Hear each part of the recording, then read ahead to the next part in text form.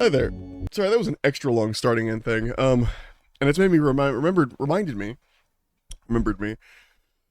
Oh god, I need a new fucking like boom arm. This current one is not as good as I had hoped for how expensive it was. Let's see. Cause I bought this one somewhat recently. Yeah, boom arm, gear. Sorry, now I'm on a thing. It's getting real loose. What are the review?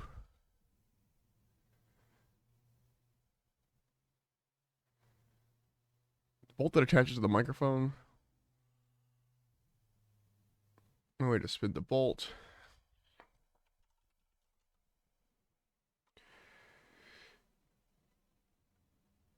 Uh,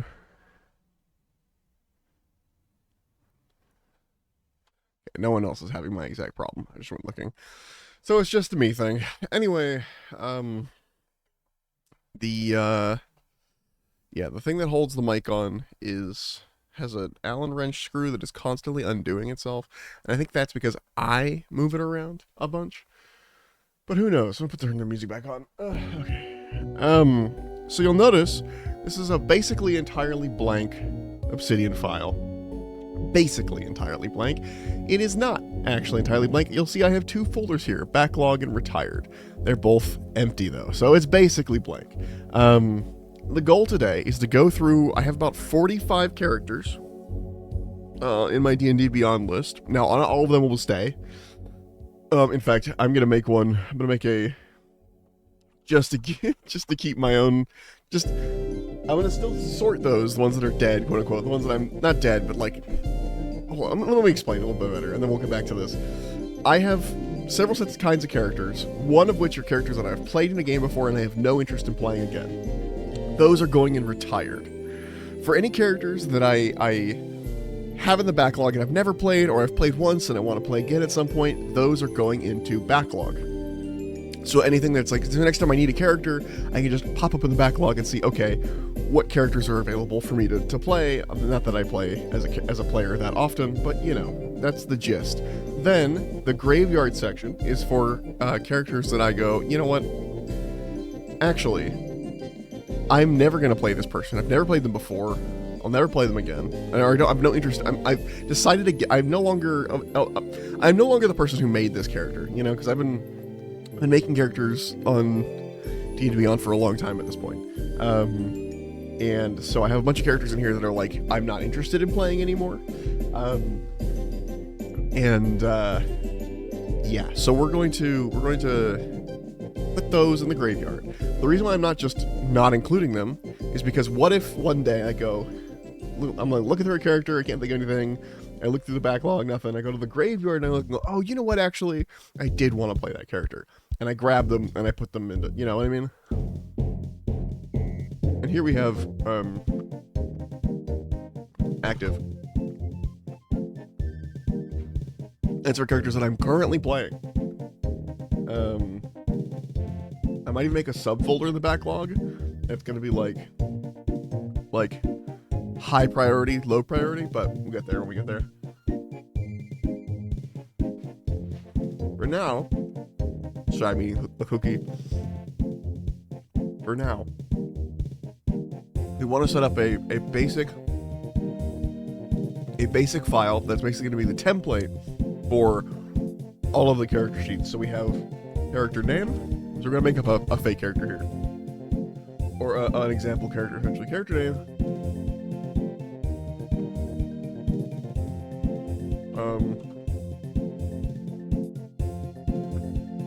Basic info. And that's going to be race, class, and for class, I'm going to do. Actually, I'm going to write.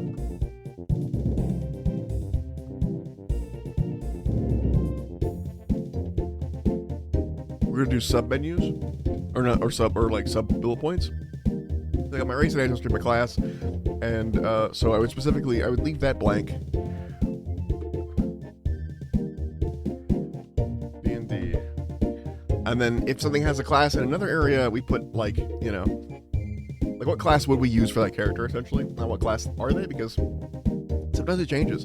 I just made a character for one shot that started as a cleric, and then I was like, you know what, actually, he's a fighter. He's just a religious fighter. So I like swapped it around. He'll actually be in this list eventually. Alright.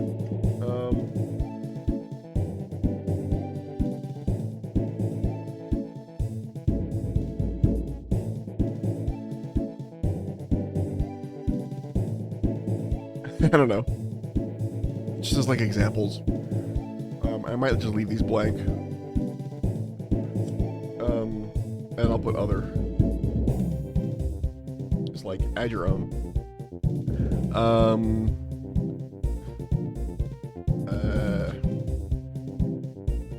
TLDR.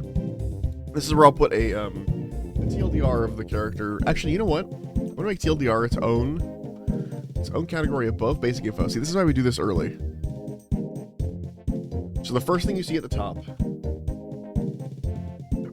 TLDR.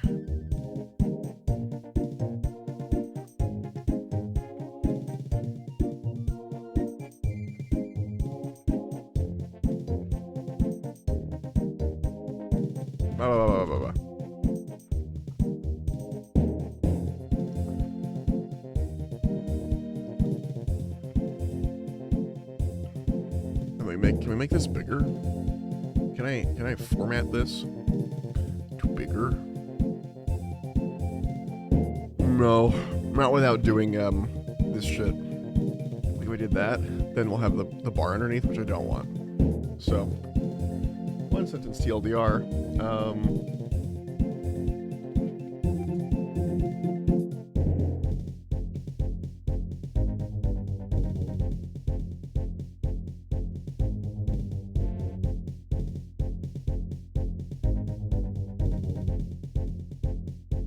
Think about if there's like anything else I need in this, honestly.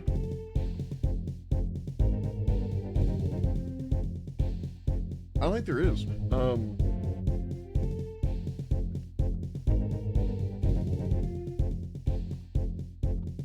I could have a backstory section, but I might leave that blank on most things. Because,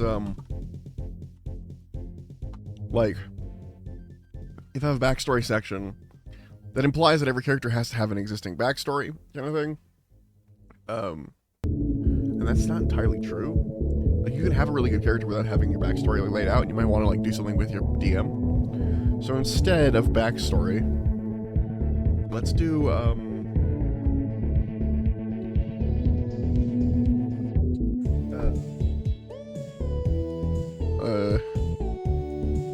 description.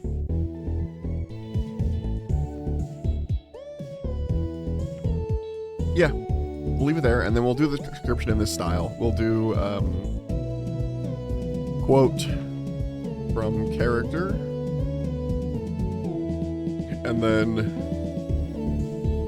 long form description about what the character looks like and acts like. There we go.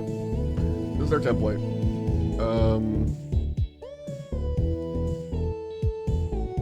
Is there a way to like templateify that? Template.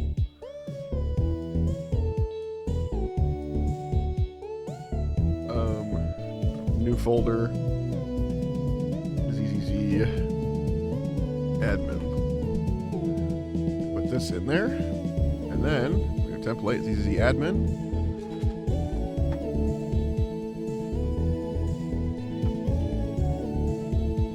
One second.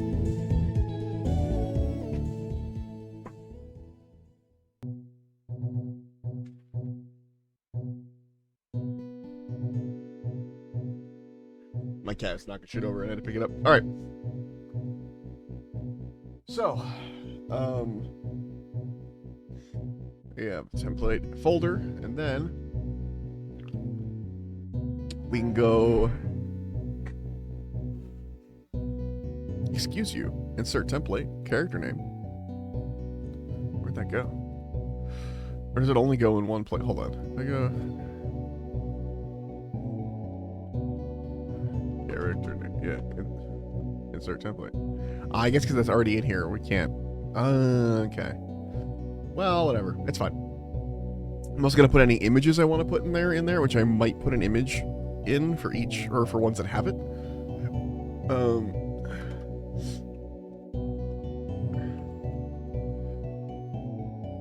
That's not how you spell it, is that? If applicable.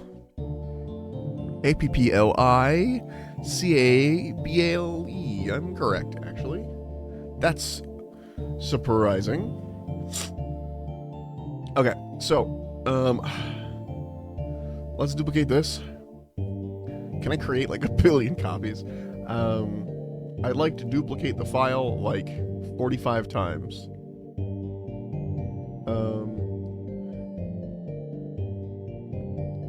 Make a copy. Make a copy.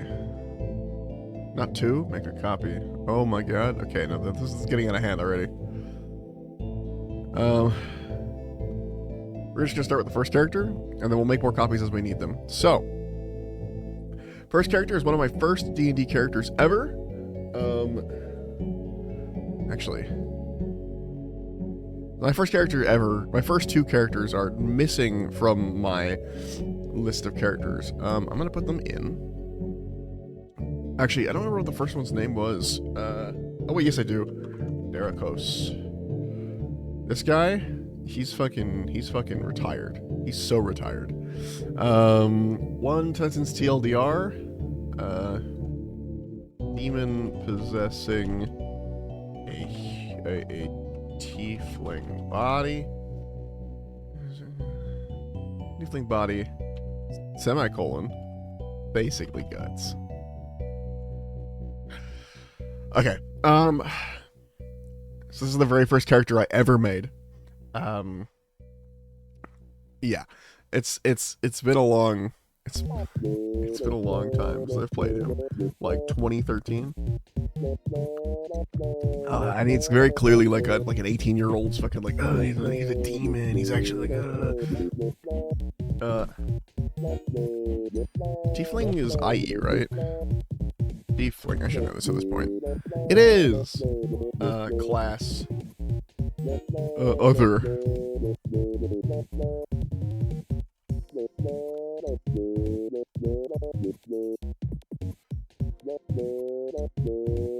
There we go. Because that system didn't have a name, so... I've already realized something that I need to undo this about. Move these. I gotta do this one at a time. I should bold. Hold on. Then if we go, oh, that's still bold. Hold on. Gotta make sure it's not like that. You know, this song is great, but the Metopia me's going. Arrow. 1 second. That's what I want. That's what I want.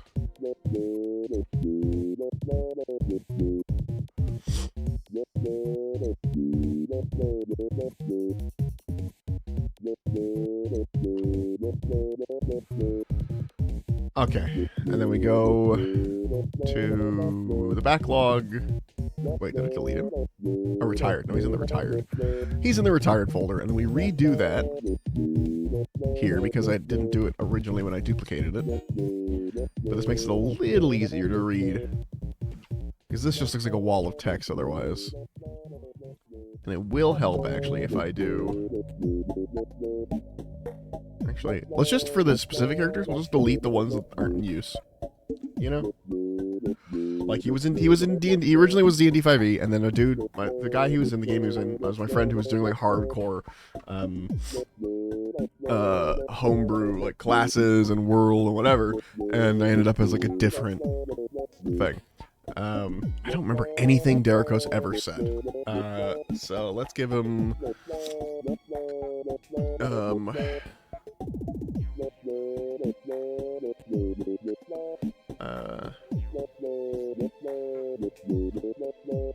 how would I play Derikos now? I'd probably say how I would do it. He was very Russian. He had the Russian, he had the accent. Something like easy there, little man. You know, that kind of thing. Edgy, edgiest edgelord who ever edged. Created in... There's gonna be some meta info on some of these too. By an 18-year-old.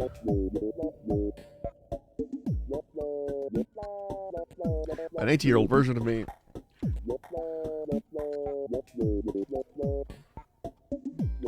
Darakos was highly inspired by Supernatural.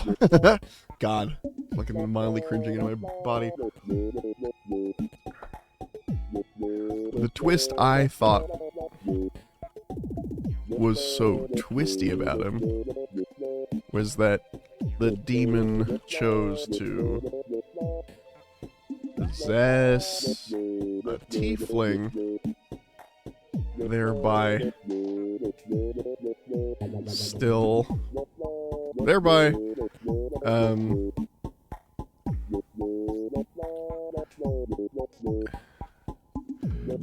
which is like a mustached man wearing a different mustache as a disguise. Darakos, I don't remember how to spell his name, himself was a black armored, red skinned tiefling, red skinned body builder-esque tiefling who carried a sword far too large and far too anime for his own good. Okay, there are no images of Darakos. However, unfortunately, when Hero Forge became a thing, I think I made him. Oh no, he's gone. I did a Hero Forge purge, so he doesn't exist in Hero Forge anymore. So that's fine. Otherwise, I'd put the image of his character from Hero Forge in there.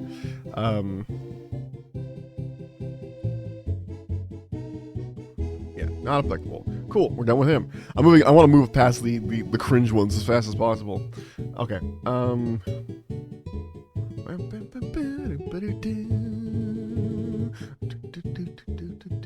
Ooh, good idea I just had. New canvas. We're gonna call this canvas the chart. And add card. This card is going to say active.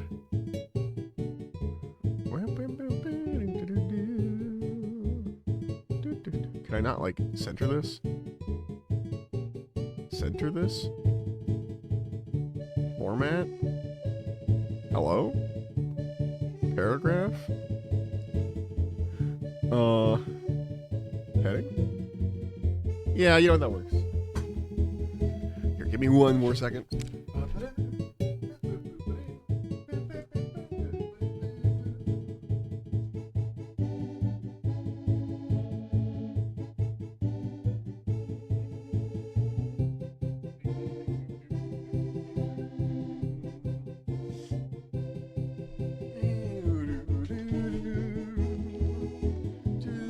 Okay, so we're going to duplicate this.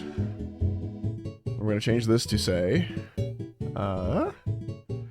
backlog. Whoops. And then we're going to duplicate this. We're going to change this to say, I want it to be even, but it's fine. Retired. And then way over here, that's not even. And then way over here, put another one down. And this is going to say graveyard.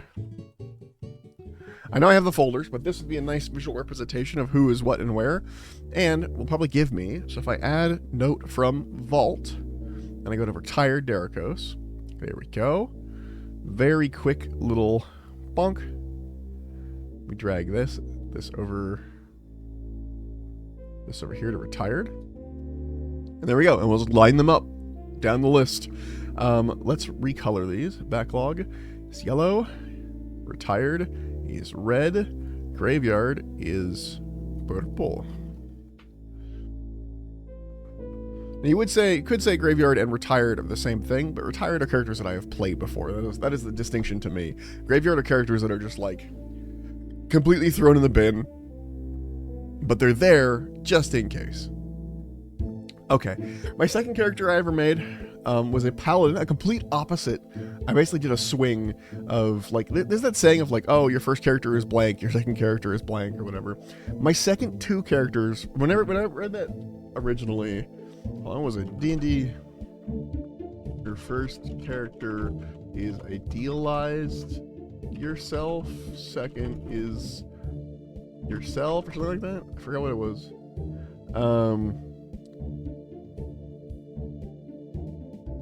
There was like a thing.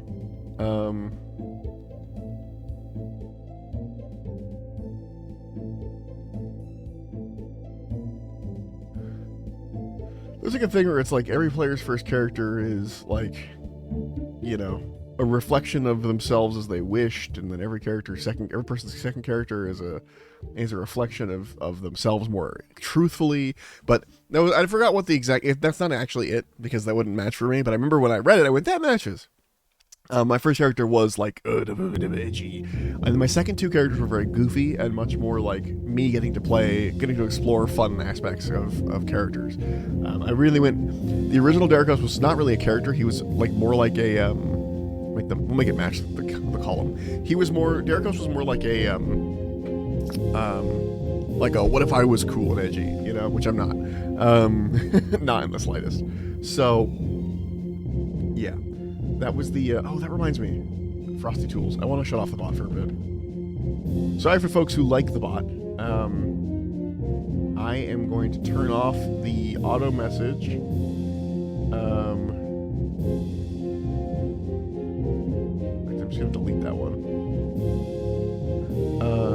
Let's see, Smart Chat Bot. I want to turn this off.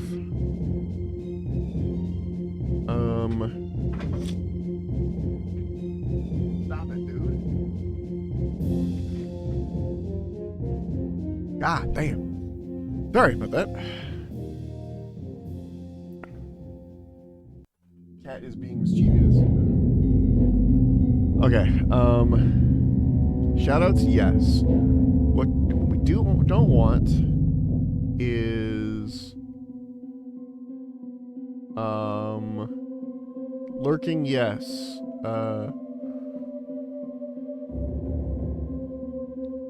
Let's see.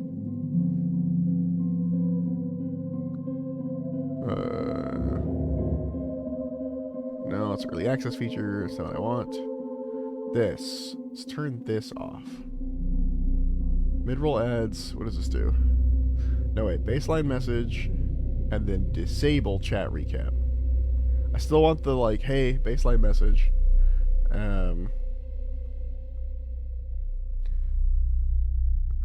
That way I can see when ad breaks happen.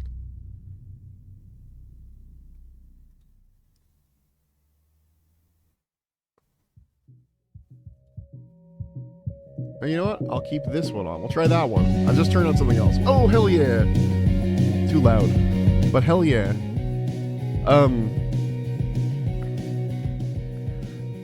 Fucking Good Kid's great.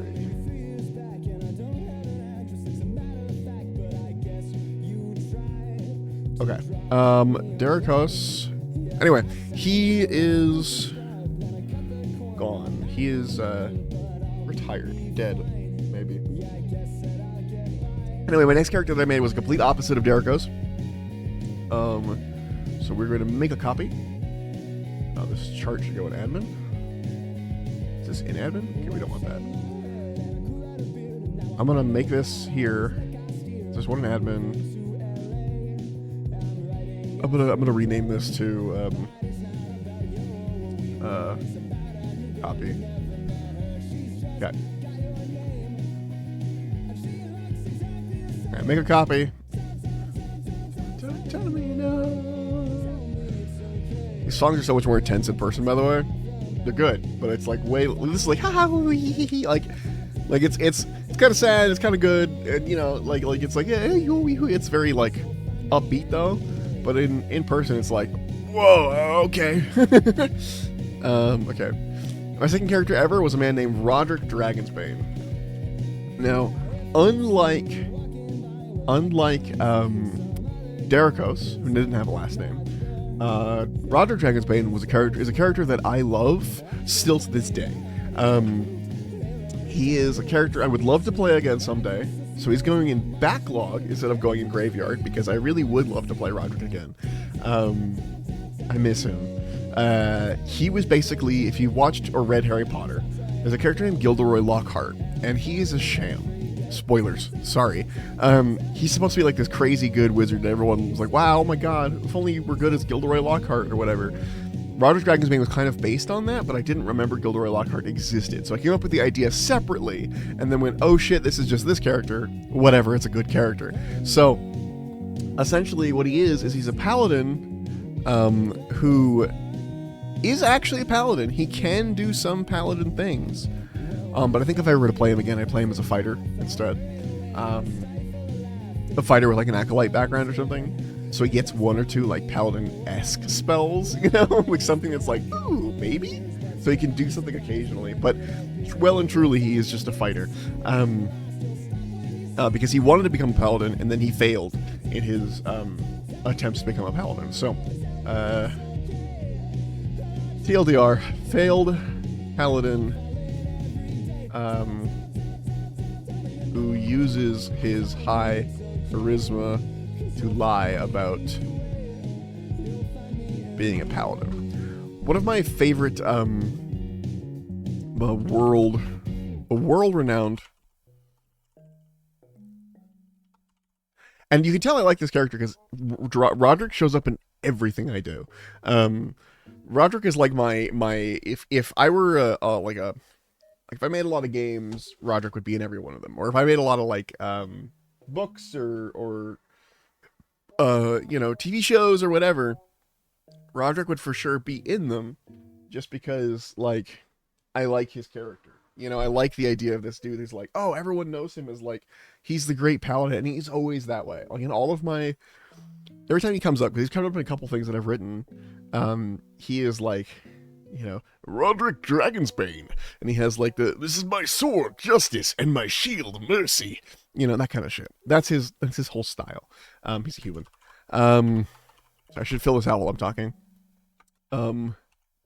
Paladin, a fighter. Warlock. Anyway, yes. Ooh. Could be a good system for him. None of this is going to be like perfectly standardized, because I'm not putting it in a spreadsheet or anything, and you know, I'm just trying to like make it so that I can click on and go, oh yeah, what was this character about, and I can read it and go, oh yeah, I remember some of the notes I wrote for myself, you know. So there's a quote that I'm gonna put here that I really love from Roderick. I don't need dark vision. I have holy echolocation. Ah. Ah. So, let me explain this. The moment that solidified Roderick to me as a character I really, really liked was when we were in a cave and everyone in the party had dark vision, except for Roderick, because he was a human. And I think they changed this slightly in 2024's D&D stuff, but at the time, it was like human, Dragonborn, and Warforged were like the three that didn't get dark vision. Everyone else did. So it was, if you're playing human, you're basically, you know, debuffing yourself because you can't see. But Roderick was a human because they wanted him to be as basic as possible to deal with this idea as the character would be. And, because I wanted to go back to basics after Derricos. But there's a moment where we were in the cave and someone's like, hey, wait, Roderick, can you even see? Like, it's really dark in here. Can you see? And I hadn't been able to see. Like, the whole time I've been rolling, like, basically, like, to sleight of hand, essentially, to grab onto my teammates, the back of their clothing and stuff to follow them so they wouldn't know I couldn't see. Because Roderick, on top of being pretending to be a paladin, he's also very proud and very unwilling to admit any faults in himself or any mistakes or anything. What the fuck is happening? The cat is being so rambunctious today. So yeah, unable to admit any mistakes, unable to admit any faults. Roderick is just the way he is that way. So basically, when they asked him like, "Hey, can you see? It's dark in here." He was like, "Oh yeah, I don't need dark vision. I have holy echolocation." And then I had to roll, deception. But he has high charisma because he was actually a paladin at the time, and charisma is the paladin casting stat. So as bad as he was as a paladin, like a failed paladin, I still wanted him to be able to do some things. So I had high charisma, and so I passed my deception like crazy, like really good, really good deception pass. Everyone believes that I have holy echolocation, and so then I have to play that off because now, Sparrow the player has to go, okay, how do I make this make sense?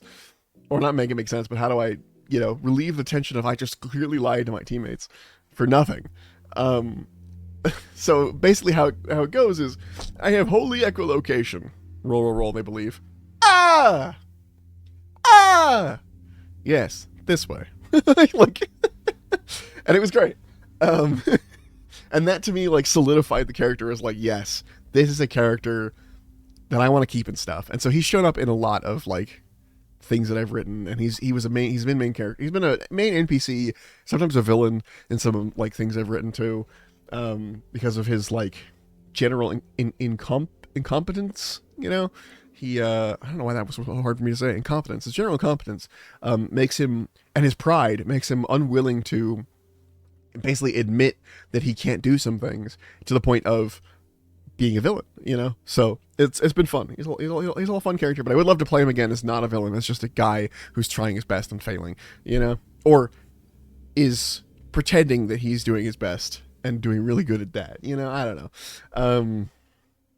I would love to like do Warlock instead of Paladin or something, and then just be really like ask the I know you get like disadvantage if you, I don't even know if you can wear plate armor if you don't have proficiency, but that would make sense. I feel like you should be able to wear it. You just get a really bad disadvantage and like basically wear medium armor, even though it's giving me a disadvantage, to give off the idea that I'm a paladin, that kind of thing. Like, I'm not trained in these things and I'm causing a problem for myself. And I'm like, I'm just not rolling good, Anyway, a paladin or failed paladin aspirant who found he was far too selfish to make any oaths, even one of conquest. He is a pretty generic looking white guy with blonde hair. Was the son of a noble, was the 8th son of a noble, and he chose adventuring as a paladin over being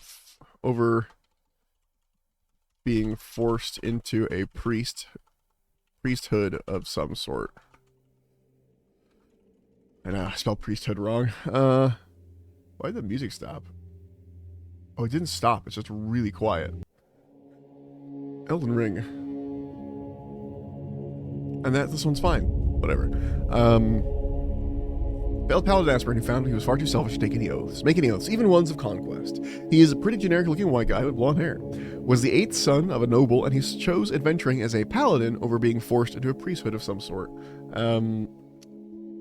He changed his last name to Dragon's Bane in order to hide his noble roots, and because he thought it sounded better than Strumpelwort. I made that one up right now. That name. Highest Noble Roots. Actually, his full name is different. Roderick Dragonsbane. In order to hide him, then. What's a good name that's not Eugene? I think like Eugene gets overused for like a silly nerd name. What the hell was it? Hold on.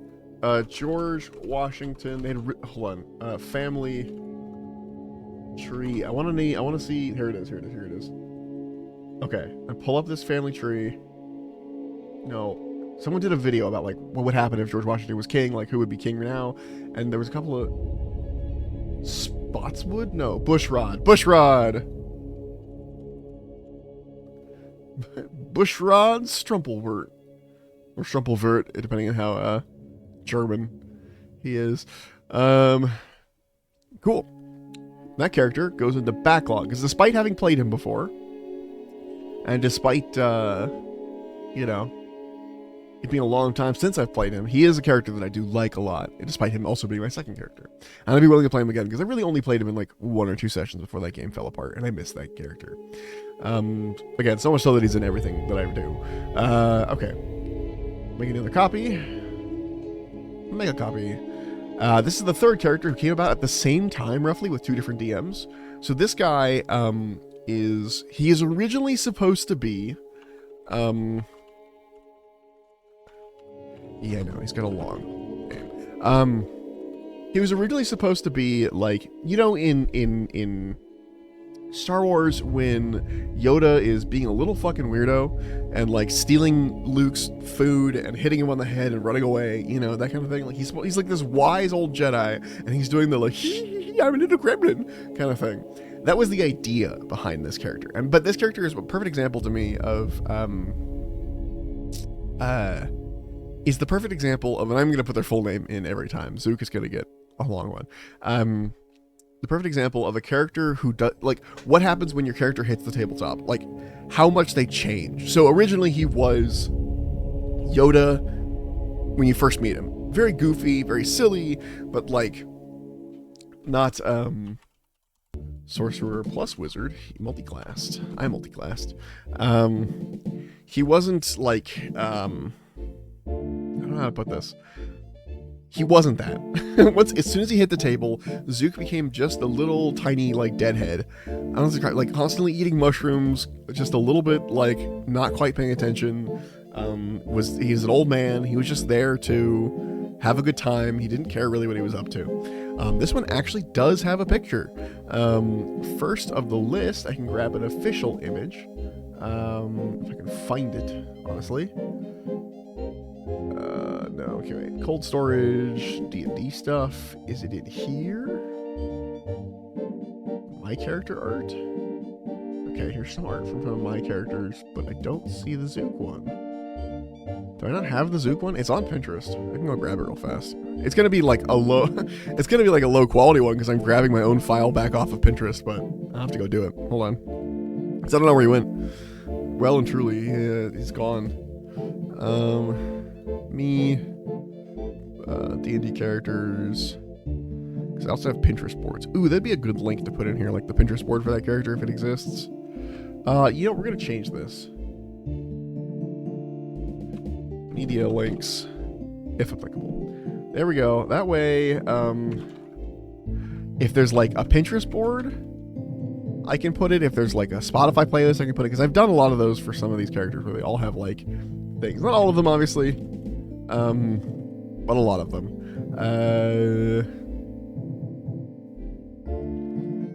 But a Pinterest board is a great way to get like a feel for a character before you like get them all done. As much as I'm not really a Pinterest dude, I don't go on except for D&D stuff. It's still very helpful. Although it's kind of dying at this point with all the fucking AI art that's invading. Like I have to like look at everything so carefully now. Okay. Here's the official art for Zook. I found it. It's a really low quality image, but I'm grabbing it. I don't know where the original went. I have to go look, like digging through my emails. I'm sure it's in there, but this is the faster way to do it, so.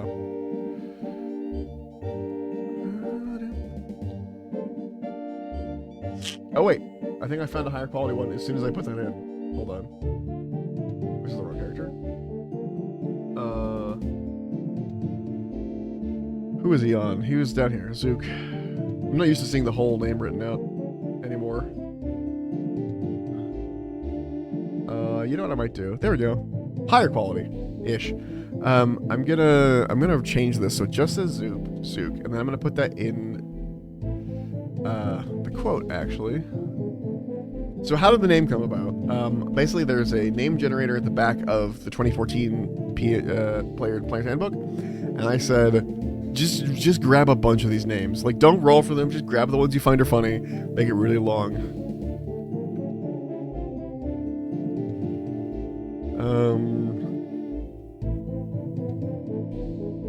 Okay. One sentence TLDR. So originally he was supposed to be, Yoda, but that's not his TLDR anymore. His TLDR is an easily distractible pyromaniac.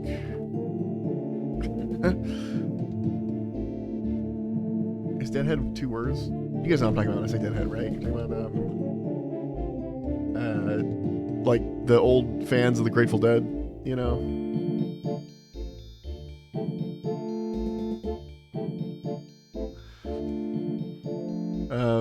You know what I'm talking about. Okay. Basically, constantly high. His hat was full of mushrooms that he would eat. Gnome. This dude. So you can see the pattern of like classic D&D characters in my character list here. So you have Darkos, who doesn't have an image, who was basically my edge phase, where I was like, oh, I'm gonna be edgy, let me be a demon who's controlling a tiefling. Like, it was like very like right? And then I go, okay, wait, let's just do a regular character. And I made that character at the same time that I went with let's be a little chaotic gremlin. And it turns out the regular character with an interesting backstory that like informs the character was the thing I was like, I like this one the most. And so that's basically what I tried to do in the future. It's so loud. I don't always succeed, but it is what I try to do for a lot of these. We're going to be going through my old characters for a long time before we get to the new ones that I haven't played yet, because I've played a lot of D&D. My list has a lot of those on there. So he didn't have these. There was no other classes that he did. Okay. Zook. Oh, God. How do I describe Zook? Zook is an old man with an irritating voice. Who constantly put on the facade, because he did actually care, of being high all the time and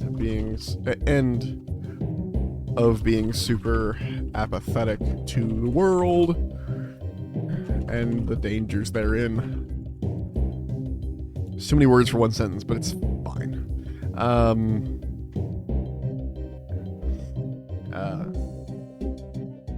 His favorite move was to shoot a firebolt out of his fingers while they were in the shape of a gun, often accompanied with a pew. He's that guy. That was what this dude was. I don't have much else to write. Oh, right. His arcane focus was a self-carved wooden duck that he made for his son. Okay. There was some depth to Zook I forgot about till just now, where basically he had a family, and the family didn't die. They didn't die. It's not like that. That's not the depth.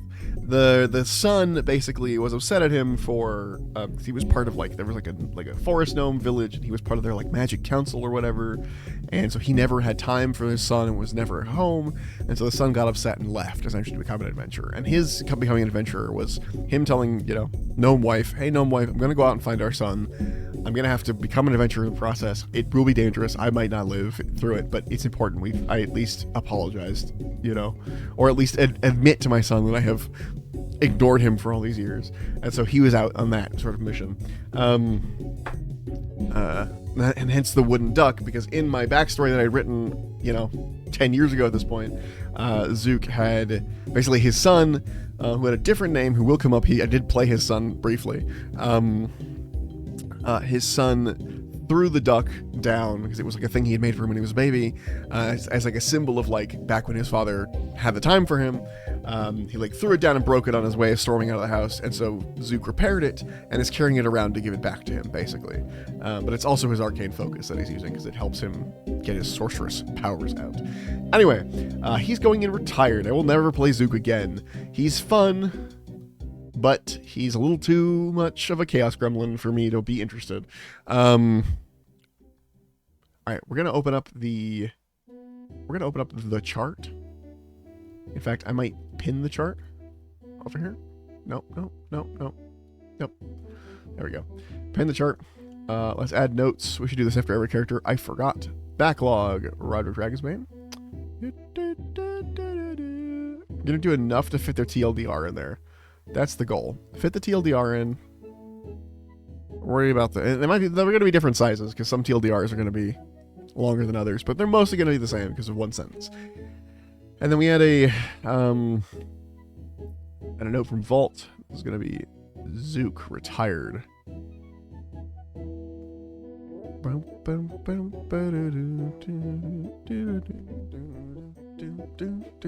Why is it the same width? That's weird. It should be the same width. It's fine. Weird. I guess I went one down on all of these. That's gonna be annoying. I might fix that so that they're just the default width, but whatever. So yeah. Next up, on the list, let's make a copy. We're gonna be going out of order at this point. Oh wait, actually I have... Hold on, there's more. I can go back to Zook real quick. And we'll always put the image first, and then after images, if there's any other links, we'll put them. So I've got a Pinterest board for him. Put that there. I don't think Derricos has one, and I don't think Roderick has one. It's possible. It is possible, but I'm pretty sure they don't. No. There's no point at the time. I started doing the Pinterest board thing when Zook became a thing. And I say Zook and Roderick are basically at the same time. They were a little bit after, but it's whatever. Okay, new character, not new character, old character. Okay, this one's the first one that's going in the graveyard. The one that's a character I never played, don't want to play, have no interest in it. However, I'm still archiving the character as a reminder of something I've made, but I'm never gonna play this character. This character was made for the sake of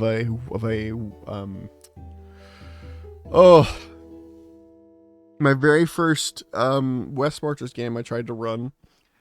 It was supposed to be a dual DM West Marches game where, excuse me, I DM'd half of it for one group, and there was another group of adventurers that were basically DM'd by someone else.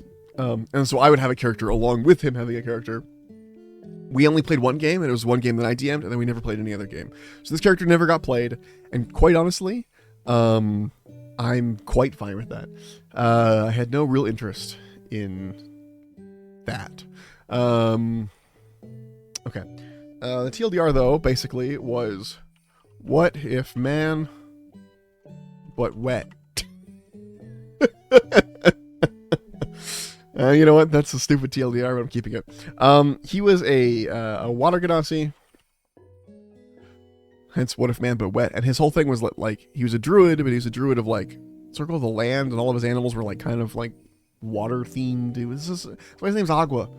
I was not creative. I don't know what this character was like. I made it in 5 minutes because I needed a character because we decided last second that I'd be able to play. So I made him to put him in the thing, but. Let's see, druid. I have not a lot to say about this dude. He was, he's going in the graveyard for a reason, basically. Whoa. Crazy, dude.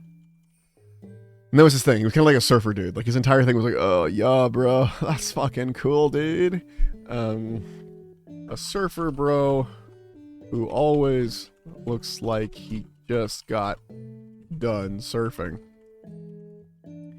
Was a Circle of the Land druid who preferred making his animals look aquatic. That was the other thing. We were allowed to have like druid forms that were like, oh, this is a cat. However, it looks like a shark.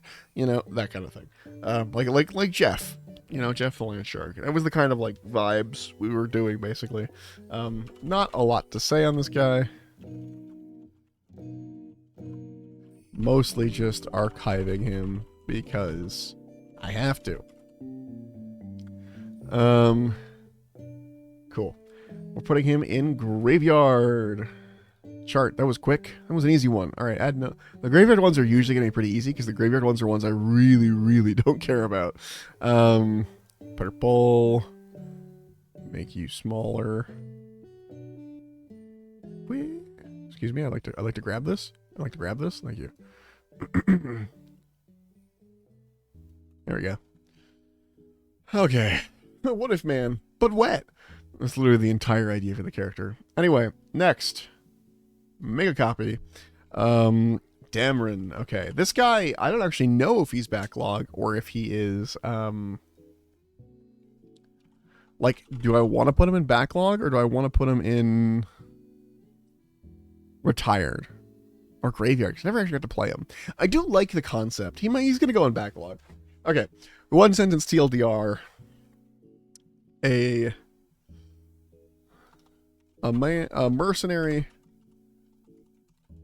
who truly doesn't care as long as gold is involved. Now, I never figured out why he is this way. I never figured out like what his point was of like no return, essentially. Like, who would like, this is funny. The ad break. Can you name Queen Elizabeth's... Sorry, I got distracted. Queen Elizabeth II's youngest son, who also holds the title of Earl of Wessex? Find out when the ads end in about a minute. That's fucking youngest son. Oh, I don't know. Isn't that the weirdo? Is that Prince... That's not Harry, is it? I think it's Harry. I don't know anything about British anything. Don't shoot me. I like that much better than the bot, I think. Anyway, the point is, it's a mercenary who doesn't care unless gold is involved. I don't know why he was that way. I was never sure as to like, okay, why is he this? Why is he like, oh, you gonna pay me? No? Well then fuck you. You know, I didn't ever quite know what was up with that. However, that was his thing. He is a tiefling that is black, like literally like charcoal black skin, completely like gaff tape, kind of like that matte black color, with gold trim, essentially. Like all of his horns and like his armor all had gold trim because he was very money focused. I never had to play him, and so he's going to the backlog. He is a tiefling. He was a fighter, I think. I think his idea was, whenever I have a character that I'm like, I don't know, like the class has nothing to do with the character, they just become a fighter. Like, I want this person to exist. How do they exist? As a fighter. There might actually be better ways to do it, but Queen Elizabeth II's younger son is none other than Prince Edward. Damn, so close. Okay, quote from the character. Long as I get paid, I don't care who's holding first. Who's holding the purse?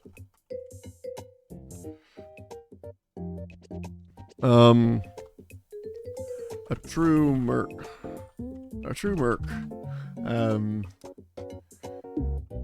For some unknown backstory reasons, maybe debts, maybe a sick child or something. Dameron is basically obsessed with money. his entire existence is devoted to earning more of it.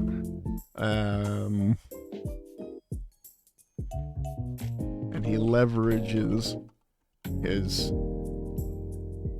prodigious size. He leverages his prodigious size and strength in order to obtain financial stability. He's pretty big. Visually, he's very much inspired by Iron Bull from... actually, I'll write that down. Visually, that is important. Inspired by Iron Bull from Dragon Age Inquisition.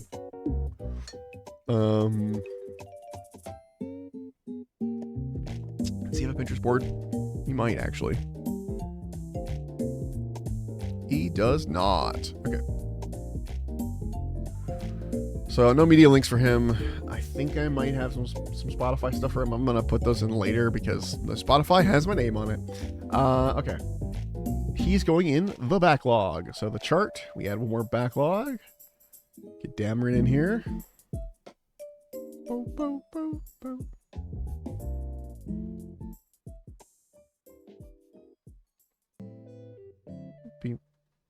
And then this can go up one. There we go.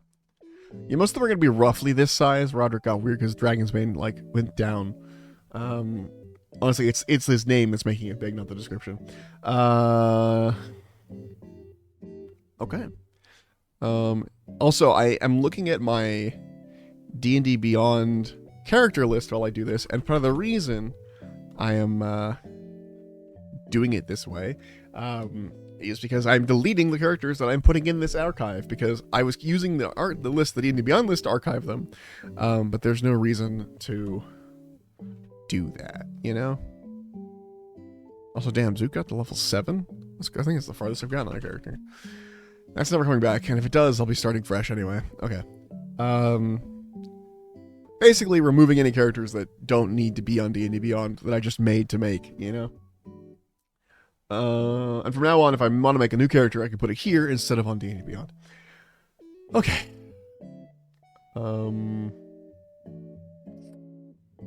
Darren's there. Next up, Ver Bladesinger. His original name was E.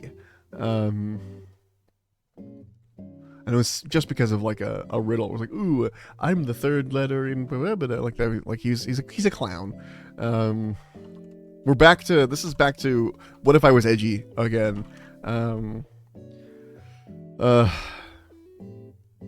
Clown, no, Jester is more appropriate. Jester changeling, who is actually an assassin. Whoa. Okay, he's a changeling. I learned about changelings. I was like, ooh, they'd make good assassins. Ooh, you'd be cool. And it became a whole thing. Again, this is a character that I probably would never play.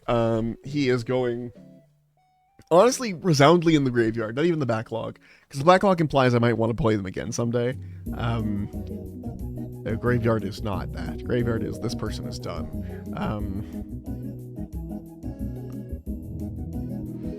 And I renamed him to Ver Bladesinger because it was better than E, which was dumb. What application are you using to record your notes? I am just using OBS to record, you know, a window. It's open broadcasting software, I think. It's free. It's most people use when they stream. But my notes software is just, it's called Obsidian. It's also free. I love Obsidian. So it's OBS and Obsidian. Also, welcome in. Let's see. Description. What the heck? What the heck? How would I get? What quote does he have? I don't have any good. I never played this character, and I don't have a grasp on who he is because I never played him, and I really don't care because I really don't like him. So it's really hard, especially with the apathy. It's really hard to think of a quote for him. Let's go for.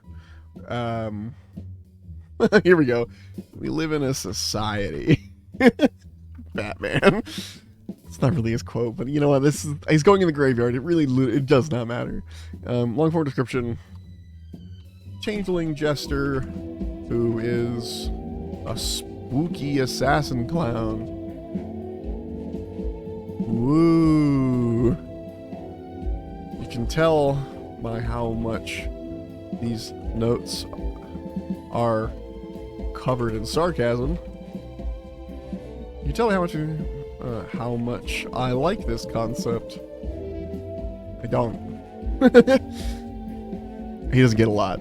He does, unfortunately, because I did make one of these when he was around, he does have a Pinterest link. Go into there.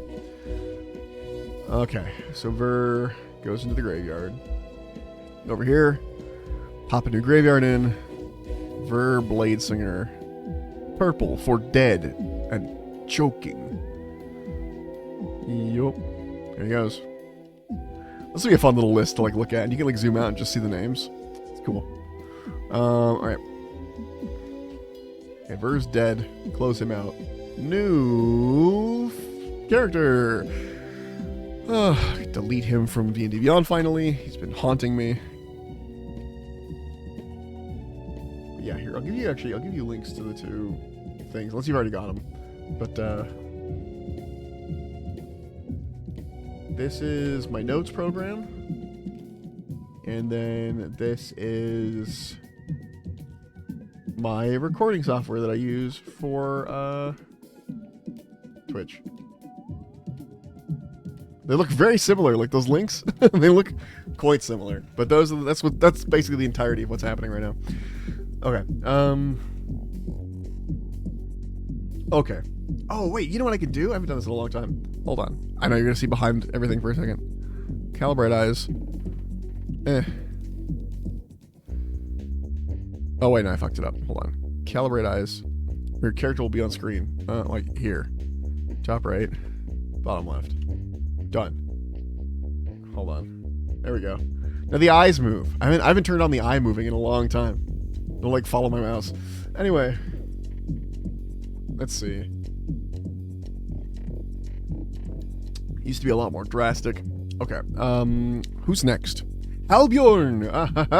This guy's retired. I did get to play him. Played him in a one-shot. It was a high-level one-shot, level 13. I say high-level, you know, it's decently high. Most people don't even get there. Oh, wait, I can't put... Giant Slayer. Halbjorn! Giant Slayer. There was not official, but there was art I made for him that is long gone at this point. I might be able to scrape it back. Give me a second. I made it with like a pixel art character maker thing. Open image in a new tab. Oh, I was able to scrape it back. Here we go. Okay.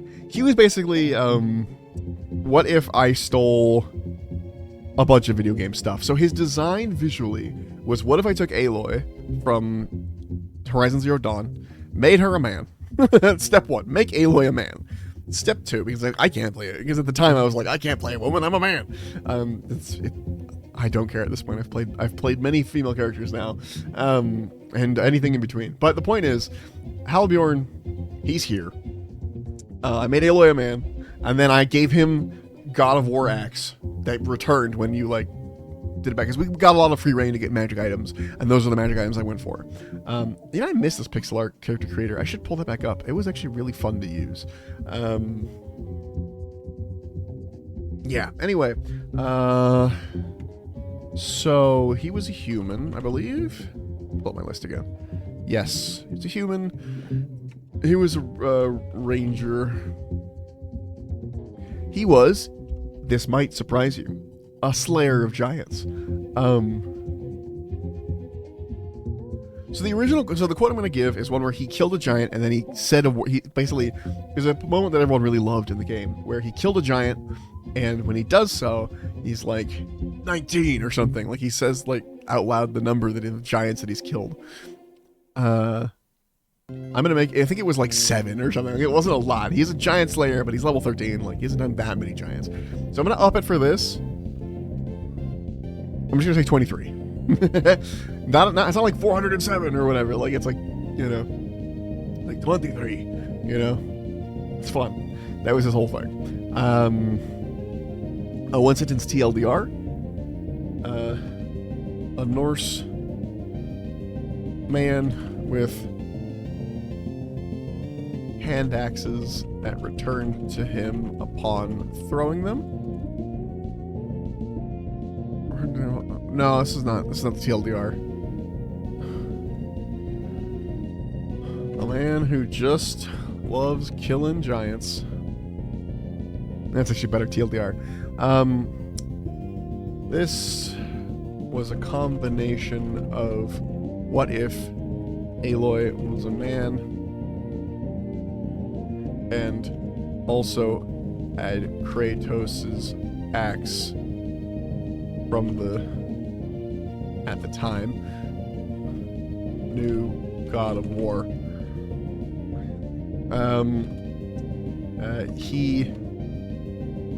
He is entirely devoted to killing giants. Probably destroyed his village.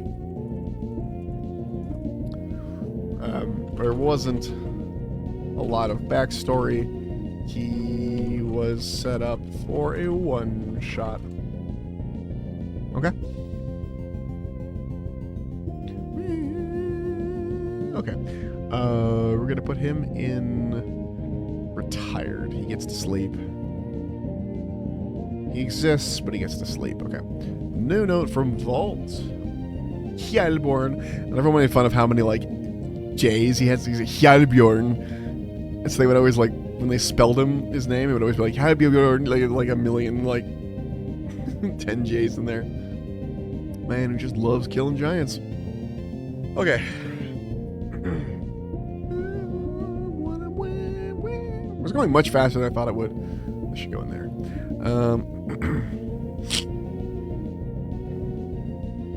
I should get to the description. The long form, quote unquote, is not that long. It's good to know that I can take the images from D&D Beyond very easily, though. I did not realize that was a thing. Okay. Delete Hjalbjorn.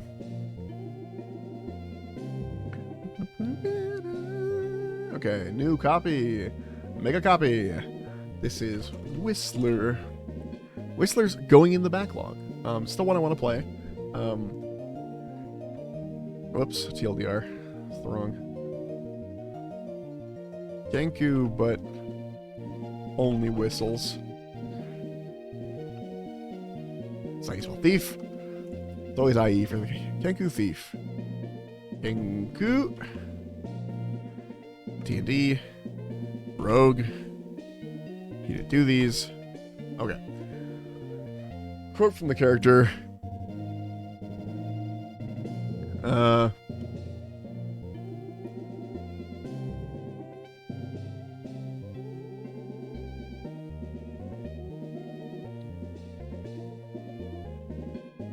Here we go. Whistle. According to the internet, that's how you transcribe a whistle. Kind of want to look it up and see, but no, it's the only time it's shown up is this. I'm just gonna call it that. No one will know what it means. I'll know. A Kenku thief that could only whistle as his main form of communication. This is a very impractical character that is probably best reserved for a one-shot, as the player will be unable to communicate anything to their fellow players. Anything complicated. Fuck, this is a good song. Okay. Kenku thief that could only whistle as his main form of... I wish I could equalize the audio, though, so it's all kind of the same. This is a very impractical character that is probably best reserved for a one-shot, as the player will be unable to communicate anything complicated to their fellow players. He doesn't have a Pinterest. It's really hit and miss whether I made a little Pinterest board for them. And the art's just a Kenku art. I'm not going to grab his profile, because some of the profile pictures I've made are just like a character I made in Hero Forge forever ago.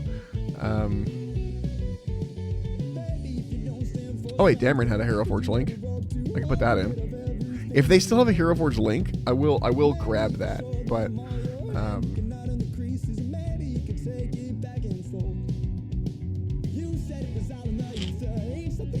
let's see, Dameron. Whistler has a Hero Forge link too. We'll grab his real fast.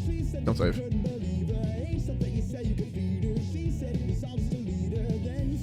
This is an old character. He is kind of funny though. He's kind of funny looking. Share. Copied. Media links. Whistler. He's got a Hero Forge load config, and then I'll make a little screenshot. Download. Whistler screenshot. I know it's just a Hero Forge screenshot, but you know, it is something. It does give me a bit of a like I like having images where I can. So if it's a Hero Forge screenshot, I'll put the config link above. This little guy who whistles. Okay, he's going in the backlog. I can grab Dameron's too, which I will do right now. I forgot he had a Hero Forge. I forgot that was something I was grabbing. Let's see. Dameron. There you are, Dameron. Let's put Whistler on the chart while this loads. Add note. Whistler. He goes to the backlogs. The backlogs. Jingle, jingle, jingle.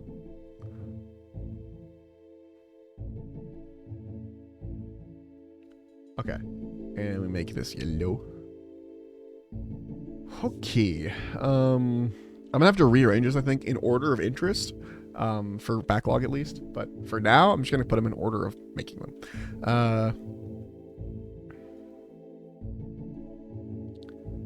Let's see. Screenshot. Download. Share link. Copy link. Whistler's done. Open up Dameron. Give him his link. And then also give me the screenshot. Hold on, I'm just gonna make this tabs. No, tabs. I've got so many windows open right now. Okay, this I need moved to this. Okay. Then we put this in right after. Whoops.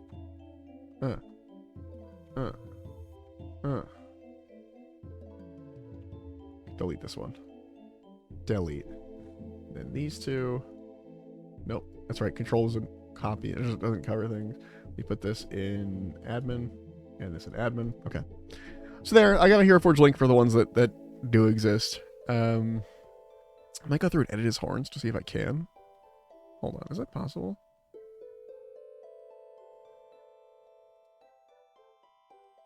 Oh, the horns automatically changed to something different. Interesting.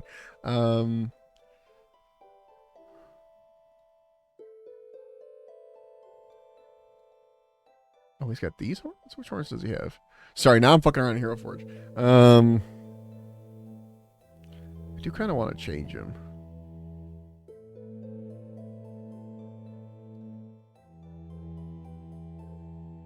It's fine. Those aren't my favorite ones that are in the picture, though.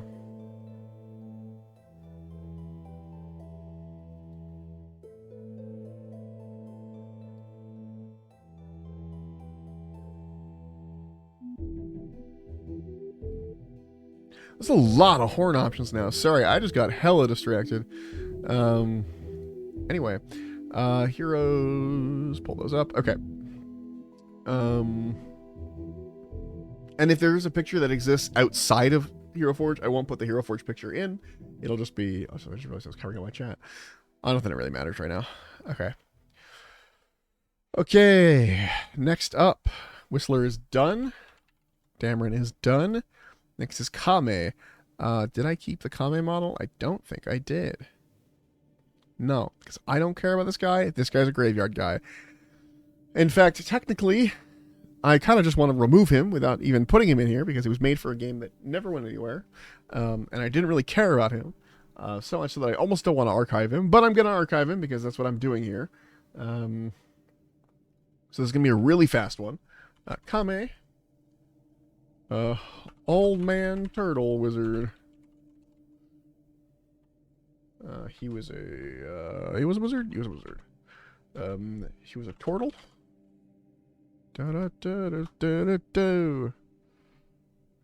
I'll give him a quote. I've seen things that would scare you shitless. Basically a wise with the Z. Wise old wizard turtle that has seen a lot of things and doesn't usually talk about them. Think Shepherd book. Okay. He did not get any media because I truly didn't care about him. As evidenced by this, the long form being one more sentence, two more sentences. But it's going great. All the graveyard ones are going to be like that, where I'm just doing it to archive that this character has existed. They were in my list at some point, and then disappeared into the ether, never to be seen again. So, and for some, that's for the best. Okay, Kamehameha, get out of here. Kame just means God, by the way. It's Kami, but I've Kame because I was trying to anyway.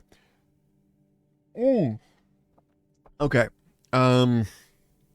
This character is getting retired, despite the fact that it's because I played them once, but I would graveyard them otherwise. It's a dumb idea. But this is Kuz. Zook's.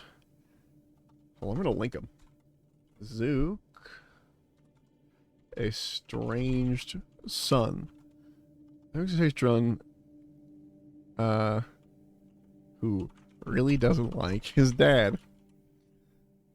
He's a gnome. He is a sorcerer as well. I'm not putting subclass. Should I put subclass? Nah.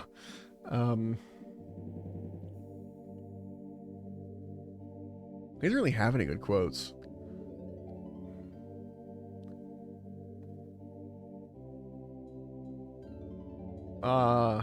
He was like an emo kid. That was the whole point. It was a joke. It was a joke character I made for a one shot. Like, hey, I want to be Zook's son because these guys knew Zook and knew of his problems with his son. I was like, I'm gonna play him. Quote from the character. He was a shadow sorcerer, so he had a shadow dog. Basically looks like a younger version of Zook. Is kind of a dickwad and super emo. Was a shadow sorcerer with a shadow dog. Existed for a one-shot because it was funny to the people at the table. Would be in graveyard if I hadn't actually played him. But unfortunately, I did. Okay. I don't think I kept his Hero Forge, but we got to look. I did not. Which means he's got no art, which is fine with me. Delete him. Put him into retired. He goes into the retired chart.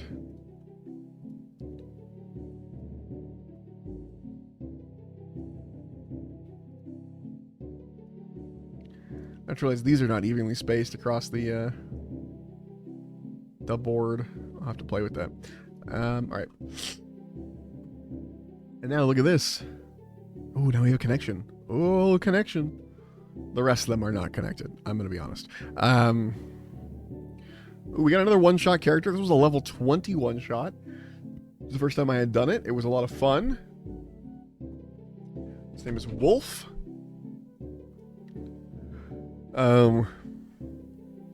Warforged druid. Basically, what if Transformer? Warforged. D&D. Druid.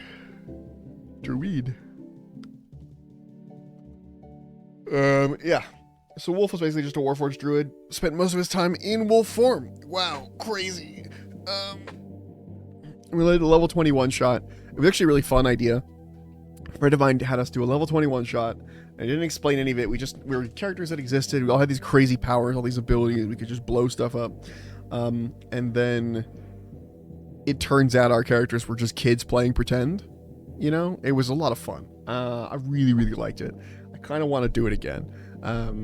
In fact, what is this character cold storage? Hold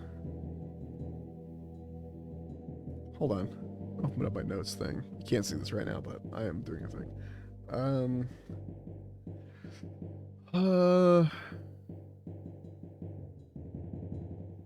So D&D, yes, D&D. New note. One-shot ideas. I'm gonna steal his one-shot. He's never gonna play it. I'm never gonna play one of his one-shots again. So, like, we don't really talk anymore. So I'm not worried about stealing it. Level 20 one-shot that has everyone.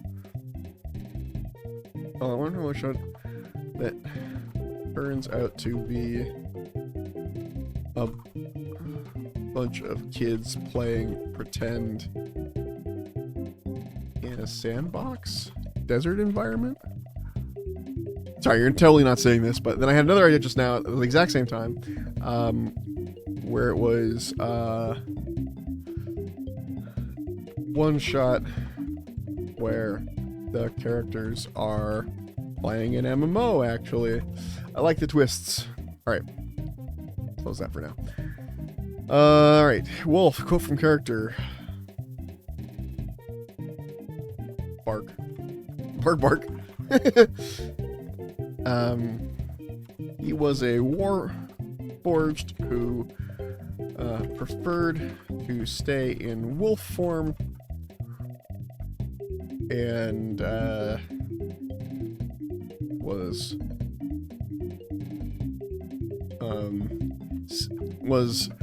a small Pomeranian. That's how you spell it, but it'll fix it for me. As it turns out, he was from a one-shot that had a twist ending of everyone being kids just playing pretend, and he was the only non-human. He was the pet dog.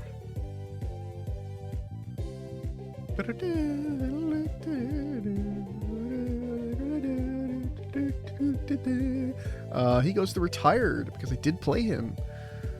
Retired's getting longer than I thought. I mean, retired's a good way to be like, how many times have I played as a player? Well, you can see right here in the retired list. Anytime there's a retired character, I've played that as a player, obviously. So, and even a couple of backlog characters like,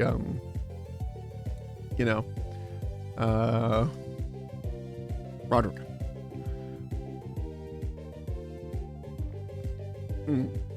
Who is credited with the discovery of the long-lost remains of the RMS Titanic. The remains of the Titanic were discovered by oceanographer Robert Ballard in 1985. Nice. Wolf does not have any real art. I have art that I stole off of, I think Pinterest, honestly. Pinterest was a great place to find art for your characters, but it's not like... It's fine. It's like art from some other D&D monster kind of thing. He didn't really get a whole lot of... Because it was like, hey, make a character real fast. Don't worry about backstory. I'm going to give you your backstory. You know? I think it's give me an idea, actually. I'm going to go into my D&D Discord. And we're going to make... Is this a thing? Hold on.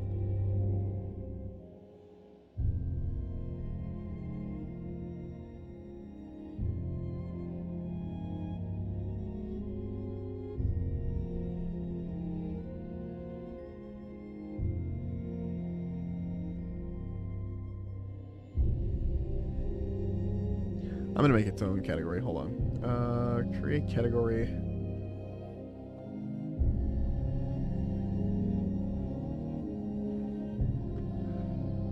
One shot. Is one shots one word or two? I think it's a hyphen.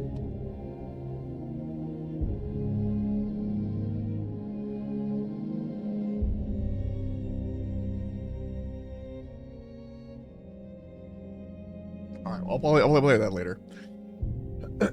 Basically, I'm just adding a one-shots category in my D&D Discord to temporarily invite people to be like, hey, I'm doing a one-shot. Actually, they can really be done just as a... Hold on. No, because I want like a D&D Discord that everyone has it. Anyway.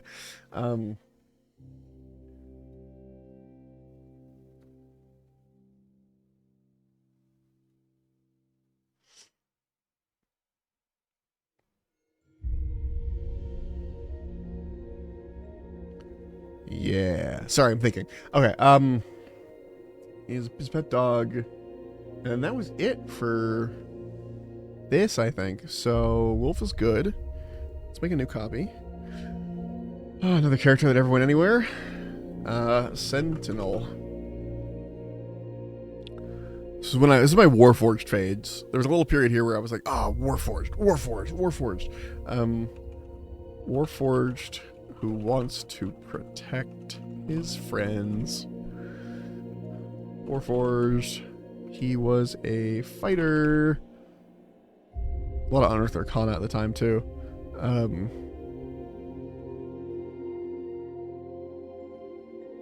Do not resist. You are being rescued.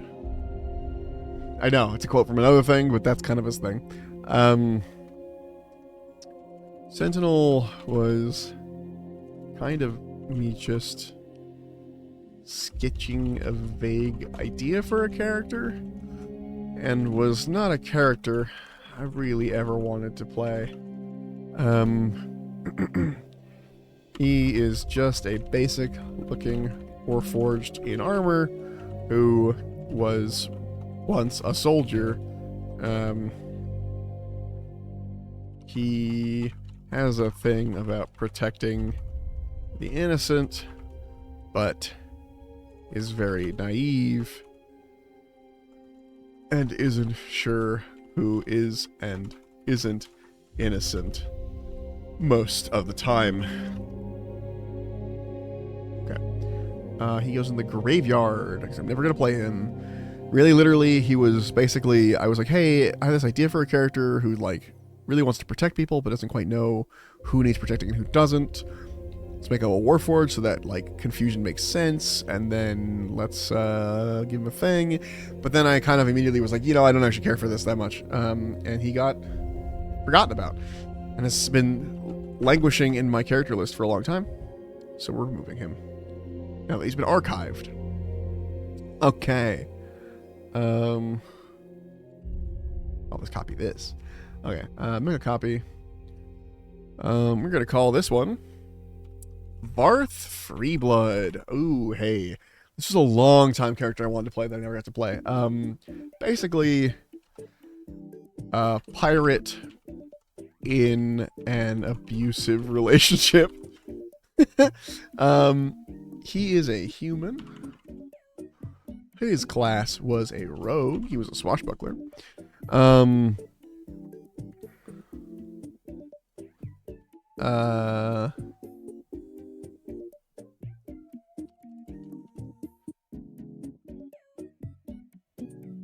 He was based off of a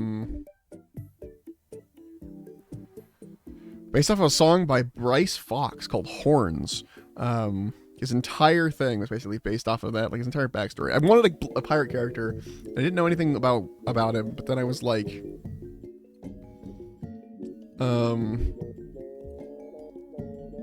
yeah.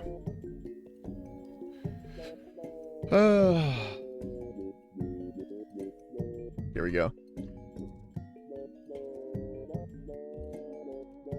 I'm just gonna put the quote in from the song. She's got two little horns that they get me a little bit. Because his whole shtick, I'll put it in right now. Varth was originally a self-insert pirate character who became less of a self-insert once I changed his backstory to include his abusive wife. He basically fell in love with a lady of the night when he went ashore one evening.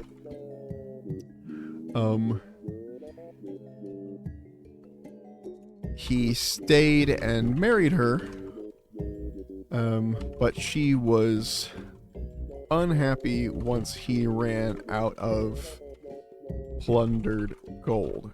So she demands that he go back out and make more money so she can continue living a lavish lifestyle. Basically, he was an adventurer who would be constantly sending his money back to his wife and would never have any money of his own, no matter how much money they got. And his whole thing was that he was like constantly collecting the money. Varth did have a lot of stuff. Hold on. Oh shit, Dameron had a fucking Pinterest page too. I put a lot of effort into Dameron. I forgot about that. What's here? They're not gonna. The links don't expand, so I could probably put the links above stuff. But Varth also had a Pinterest board that included both him and his wife. But I don't have any pictures for him because he's just sort of a generic pirate dude. I don't think I do. Varth? No Varth. Yeah, that's what I thought.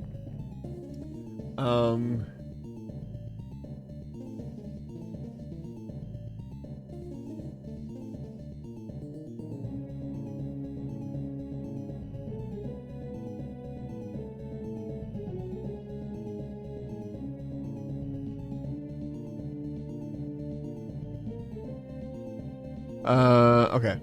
Varth Freeblood goes into... No, I never played him. And I don't really want to play him. I don't really want to play him. He was an idea at the time. He might be the first graveyard character that I actually like. But not enough to ever play him. I'm not too interested. I could make another category. Whenever I make categories like this, I'm always like, oh, but what if hold on, this doesn't fit either category. Because, like, Graveyard to me is a character I never want to play. I could potentially play Varth in a one-shot at some point. So, I am going to put him in the backlog. But we're going to make a subcategory for the backlog. This subcategory is going to be called, one-shot fodder. Backlog. One-shot fodder. Varth goes in there. Whistler goes in there. It's still going to be categorized under backlog here. So I put Varth down in backlog. But he is more of a one-shot kind of character, I think. Or I'd be more willing to try him out in a one-shot versus actually, you know, like try and do a campaign with him. Because he has one bit, essentially. Other than that, he's a pirate. And I'm not too into pirates anymore. I used to be really into pirates, and now I don't. I mean, they're cool, but if I see pirates, I'm not like, oh, fuck yeah, pirates, you know? Okay, actually, okay, this is the one character I'm going to delete. And I talk about. I basically made a lizard folk Native American stereotype character, and he's been sitting in my character list, and I've been needing to get rid of him for a long time. I'm not going to archive him, because I just did it because I was like, oh, what if I had this cool Native American character? And then I made him and I was like, this isn't good. As soon as I made him, and then just let him basically live in existence like that. And I'm just going to leave him undocumented. Okay. Kodar. Something Mass Effect. It's not, but it sounds like... I should get Mass Effect music. War. I don't know if I would like set off the music machine though. War, cleric, orc with an attitude. Attitude problem.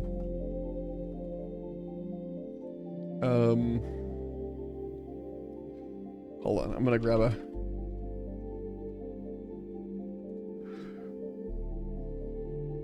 Let's see. I go to Goodreads, grab a quote.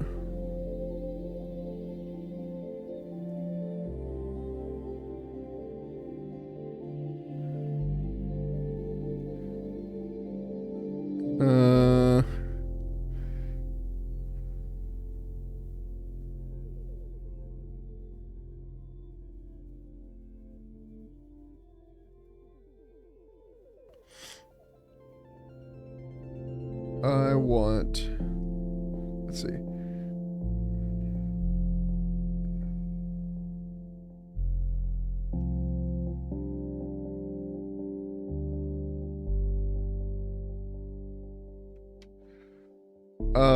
No.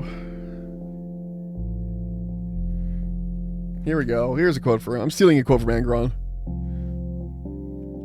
Courage is fighting the kingdom which enslaves you, no matter that their armies outnumber yours by 10,000 to 1. He's an orc. Well, half orc. He was a war cleric. Well, he's just a cleric. I know he's a war cleric.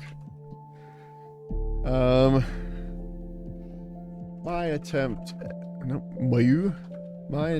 to make a war cleric. He is pretty standard as war clerics go. Very much tiefling warlock core. Like if someone makes a tiefling warlock, you're like, yeah, that's pretty standard. Or like an elf wizard or something, you know? Or wood elf ranger, which you're about to see from me too. I was playing with cliches for a little bit here. My attempt to make a war cleric is pretty standard as war clerics go. Very much tiefling warlock core. In terms of cliche. Yeah. I have no interest in playing him. I did not keep his. I'd be surprised if I kept his Warforge. Hero Forge, I mean. Yeah, I did not. And he didn't get a. Nope, he did not get a. What's it called? Interest. So he gets nothing in media because he's going to graveyard anyway. Okay, Kodar.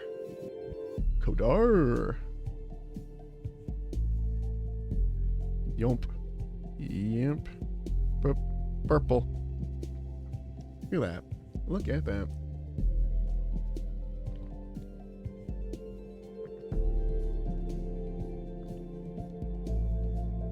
Okay.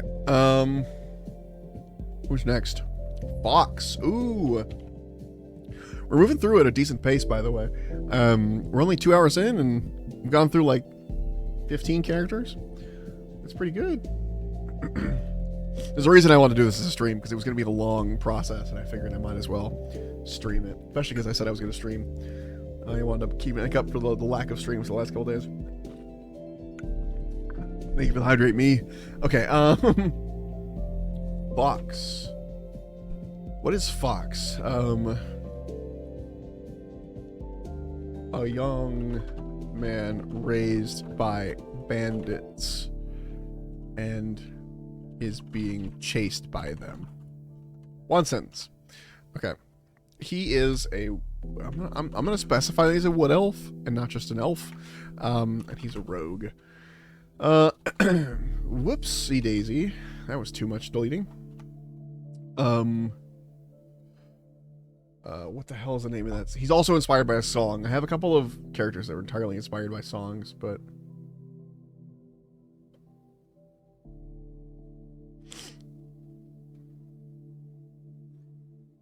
oops. I love when I try and put an emoji and I put the wrong number or symbol and it completely changes the feeling of the emoji. Okay.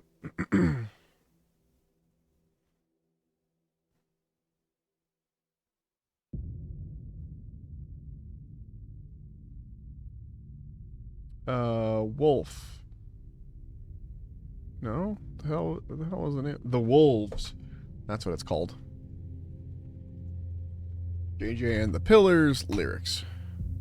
Okay, let's see.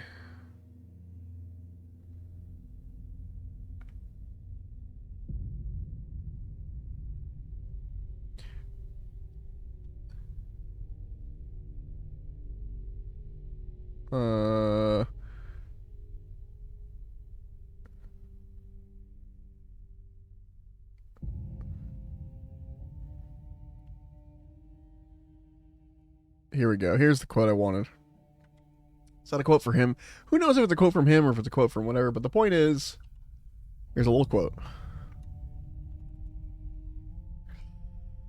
So the song was basically about a dude being tracked by wolves, and I was like, but not wolves literally, wolves figuratively, and I was like, it'd be kind of cool if, you know, there was a bandit group that picked up a child and was like, hey, there's a baby here, let's take care of it, and we'll teach him how to be a great bandit.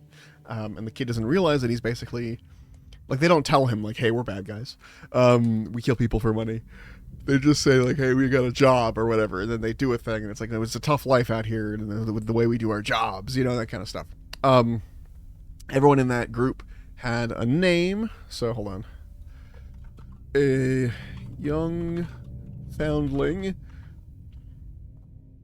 raised amongst bandits.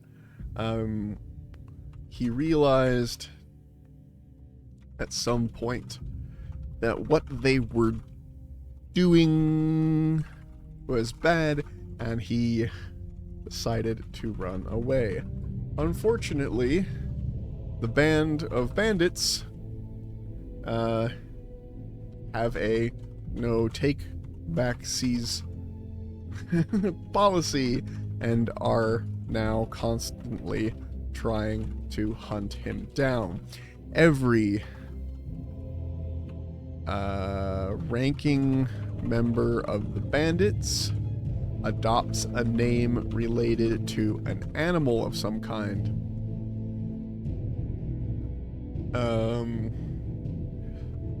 The leader is named Wolf. The leader's named Wolf. The leader and Fox's adopted father is named Wolf. Okay. I don't know how much stuff I had for Fox.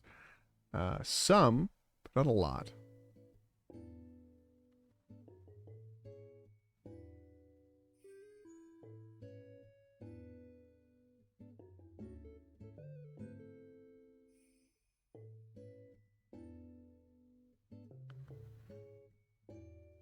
Okay. Fox. I don't have any art for Fox. But I do have a Pinterest board. It is pretty basic, but it is there. Okay. He's just a guy. Do I have his Hero Forge? I feel like I would have kept it. Did I not keep it? I didn't keep it. Well, I really went on a hardcore purge the other day. Okay. This is a while ago, but I did go on a hard purge. I'm going to put him in backlog, but not one-shot fodder.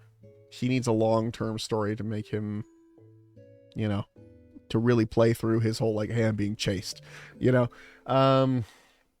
Because in a one-shot, the hey, I'm being chased becomes the main conflict, and then you sort of bogart the one-shot into, hey, this is one-shot's about me, which you don't want. You want to share that spotlight, you know? Okay. Let's see. So Fox can be deleted from Hero Forge. Not Hero Forge, D&D Beyond, I mean. Oh, here's another character that I was making just for the sake of making it that I had real no interest in playing. So he's going in Graveyard. I have a lot of these. But they are good backups if I ever need them for one-shots. Kalen Frostscale. Ice Wizard, but a Lizard Wizard. Dragonborn. Whoops. Dragonborn Sorcerer. Whoop. So he's not really a wizard, I guess. Draconic bloodline.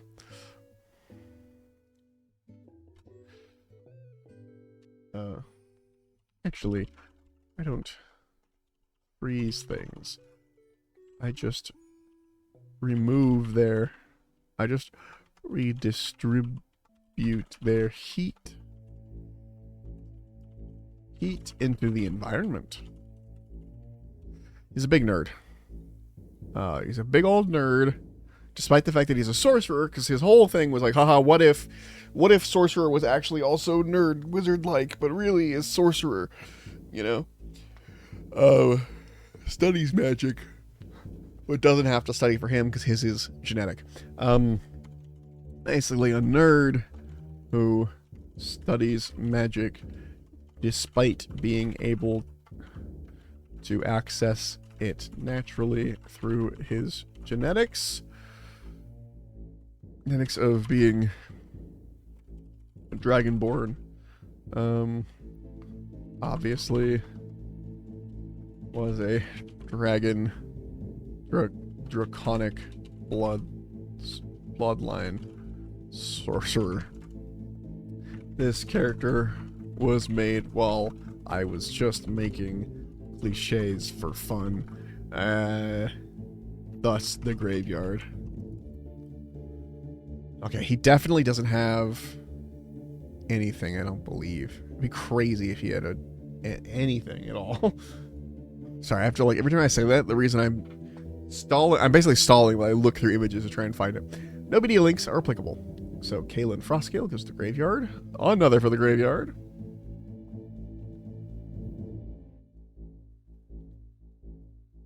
All of these graveyarded ones were like, I had an idea while I was driving home, like, oh fuck, what if I did a wizard and he's a dragonborn, he's draconic, and like I do this whole thing, and then I'm like, yeah, it's cool, and then I never like play them again, never touch them again. I'm gonna skip ahead a little bit. I want to do one for an active character that I'm gonna be playing on Sunday. So we're gonna do that real fast, so I have at least one in the active category, because it's just bugging me. Okay, I need to pull up his name too. Here we are. Berith Kadros. Berith Kadros. No, I should have put his name. Highly religious fighter who is highly religious fighter who is pledged to a god of protection. There we go. He's a human. He's a fighter. I'm going to leave the Drawsteel one blank because I do kind of want to make him in Drawsteel 2. That could be fun. Waiting for the Drawsteel book to finally come out. I have the playtest papers, but I know they're going to change some things, and I want it to come out so I can just like make him in Drawsteel because that'd be fun too. Quote from the character. Ooh, I wrote this down. This is actually him quoting something else, but it's still a quote. I want him to quote scripture all the time, and so I had an idea. Here it is. So one of the scripture things I wrote that I wanted him to quote was, "Ruminate not on the actions of others. Think only of how you may protect them. And, if necessary, protect others from them." So the point of this quote is that, like, most of the time, he's going to quote this part at people. So, like, if they're like, oh, what is he doing? I mean, it could be a banger. And he was like, ruminate not on the actions of others. Think only of how you may protect them. Like, he's literally quoting at them. And then at some point, he's like, I have not been telling you the whole quote. Ruminate not on the actions of others. Think of only of how you may protect them. And if necessary, protect others from them. You know, that kind of thing. Where it's like, he reveals the rest of the quote later. This is one of those characters that I don't think he's going to survive Contact at the Table. He's going to change somewhat. But I really like him. A large, bald man with facial tattoos. His tattoos are scripture from his holy book. His armor and shield are also covered in the same style of scripture. Think word bearers. His flail is also a censer when he needs it for his meditations.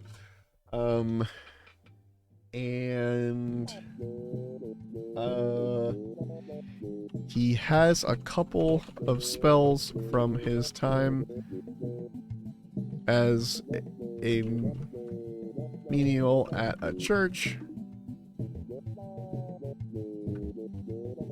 but he never became a priest. He had to leave faster than that. There's a couple of spells from his time as a menial at church, at a church, but he is mostly a well-practiced fighter, as he was sort of human trafficked into a mercenary group.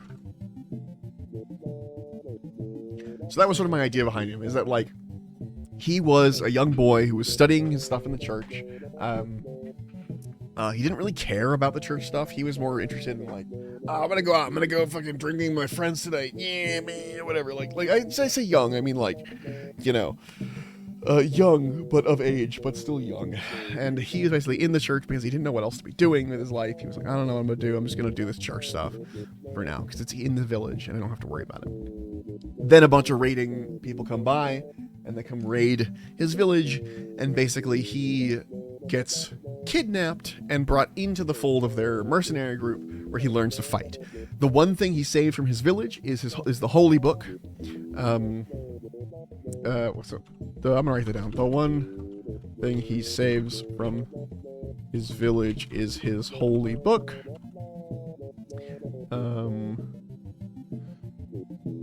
think he saves from his village is holy book, and spends every moment studying it when not fighting. So he's like, I'm gonna read about this because it was important to my people. Who is the author behind the classic Western novel Riders of the Purple Sage? Find out. The ad ends in about a minute. Yes. So he spends every moment studying it while not fighting, and he becomes like, I don't know how to describe it. Like, words are hard. Very religious, essentially. And then he becomes very high up in the mercenary group's, like, rankings, to the point where he's allowed to leave, and he just leaves and goes off on his own to go do his own thing. So for background, I gave him Acolyte and not Mercenary, just because Acolyte gave him more stuff that I wanted him to have. I wanted him to have a couple of spells that he could, like, access still. I might play around with it. We will see. But Acolyte also gave him, like, automatic religion proficiency and stuff like that, which I definitely wanted him to have. And Mercenary, I don't think gives a whole lot of interesting stuff. So I gave him Acolyte. Anyway, the point is, he's a fighter, a religious fighter. The rugged landscapes and dramatic conflicts of Riders of the Purple Sage were penned by none other than Zane Grey. Ooh, interesting. He's got no media yet. I will be making up a Pinterest board and probably a Spotify playlist and probably a picture if I can. I don't want to AI generate it, so I'm going to see if I can find a way to get it, but I'm really enjoying him.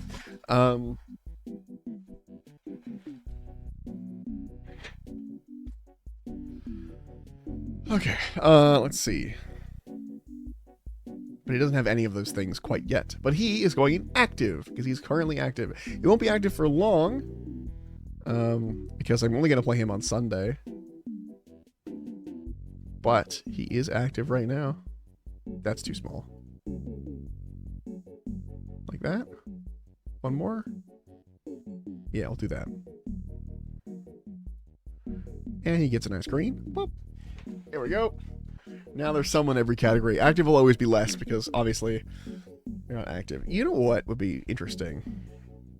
Active might not actually be like actually active. I'm gonna rename active. Hold on. We're renaming this. on deck. I just puts it at the bottom instead of. That's fine.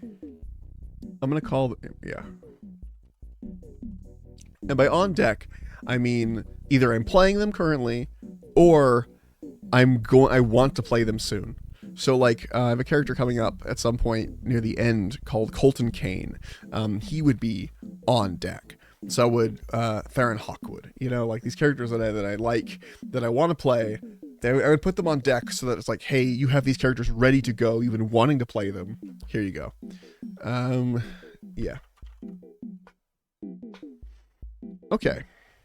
Next up is Broken String. He entirely exists as a joke, but he's getting archived. Weirdly, he has a lot of stuff, though, despite being a joke. He has a Pinterest board. Okay, Broken String. He is a tabaxi. Whoops. A tabaxi. And he is a bard. His whole thing, though, the joke was that he is a bro. Broken String is short for bro. Bro for... Hold on. Bro for short. Broken String only knows 4 chords on his instrument. The idea was that he is supposed to be just like the dude who's like only knows a couple of chords, but is sitting there and playing them at a party for like an hour or two.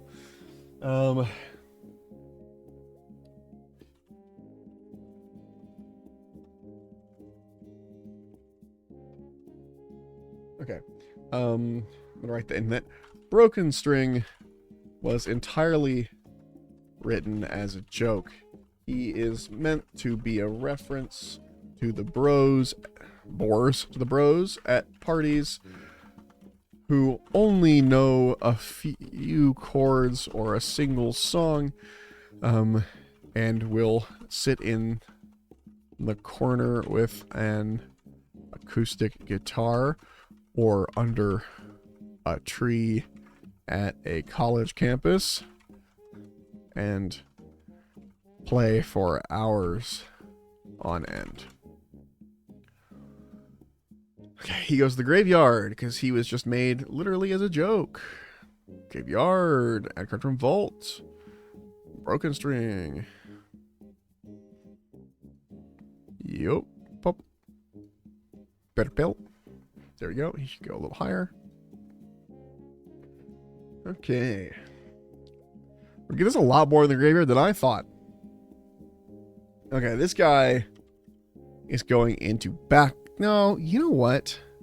I had this idea long ago, and I really liked the idea. You're about to see this idea.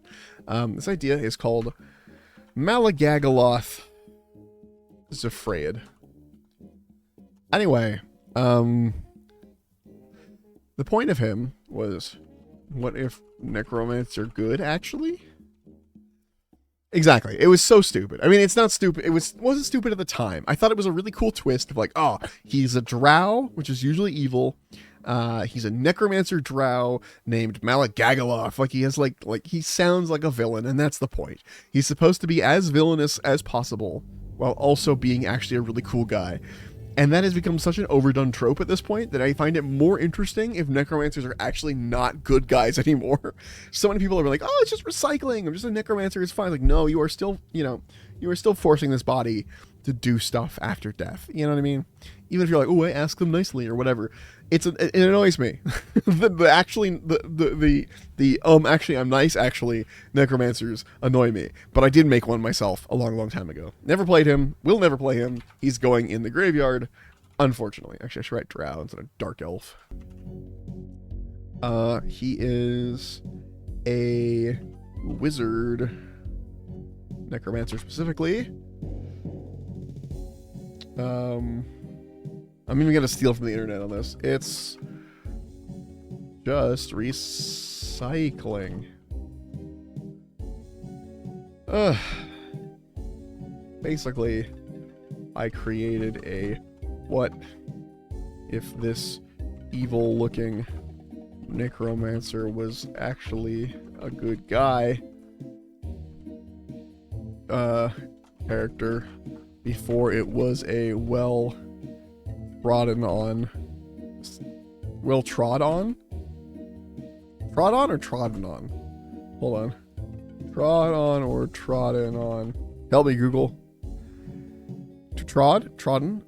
Trodden is past participle. Oh, fuck. They're both right. I'm gonna say well trod on. I'm gonna put a hyphen. Now it's correct. Was actually a good character before it was a well trod on trope. Oh no.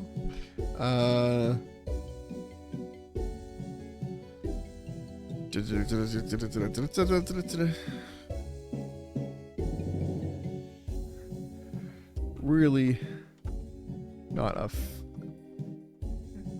it has become so cliche at this point that I find generic evil necromancers more interesting.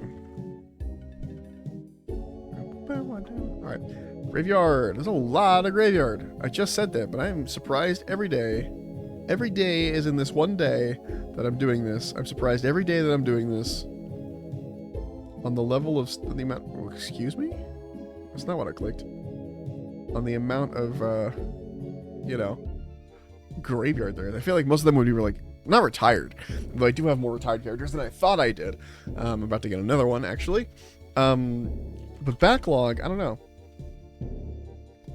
Okay. Next up is another retired character. This is a guy named Unit, because he's an absolute. Unit. I did actually play him.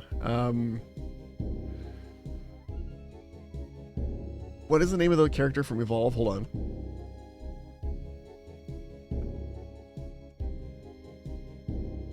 Characters Evolve Wiki.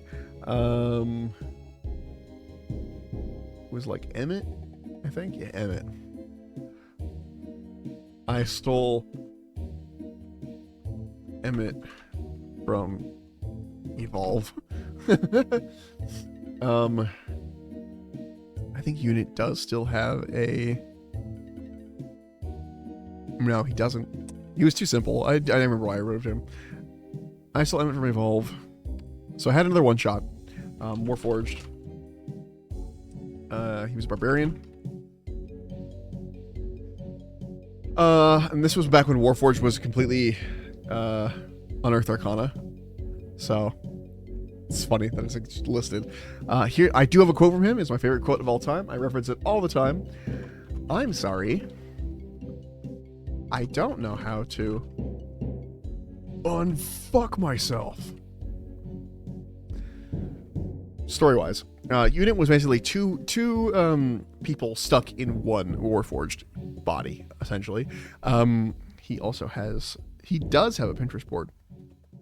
The idea that one was a medic, essentially, and one was a psychopathic killer.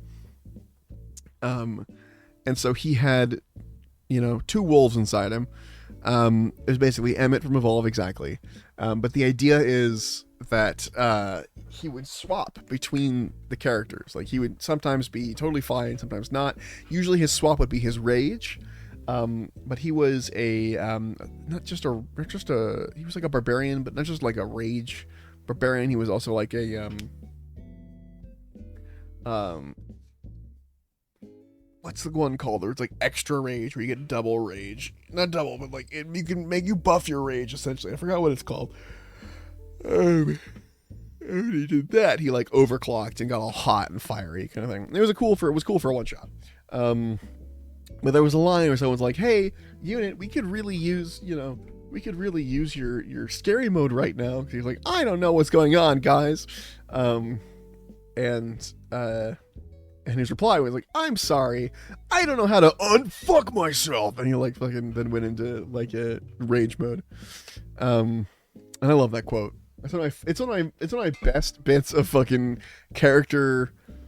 Like, trying to run two characters at the same time that can interrupt each other is so hard. And it was one of my favorite bits of, like, dialogue that came out of a character's mouth of mine. So I remember that one forever. Unit was created for a one-shot and was two souls trapped in one forged body. One was a happy-go-lucky battlefield medic, and the other was a dangerous, murderous psychopath. He would mostly stay as the medic and only swap to the psychopath during rages, mostly. During rage, I already said mostly, but sometimes he would just swap mid-sentence. Yeah,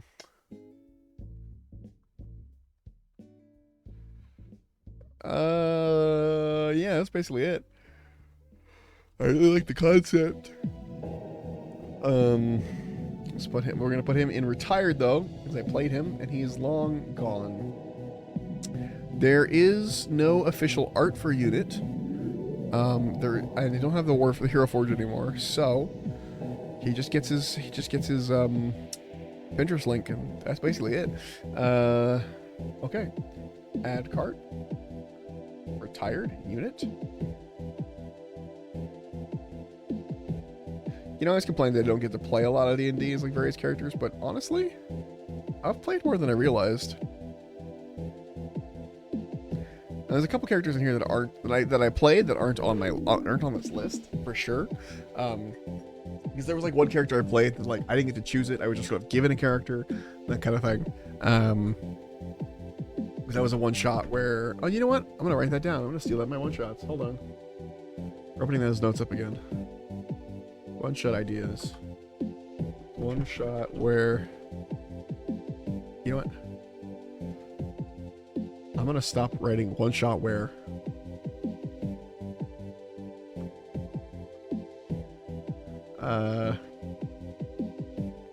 Everyone is given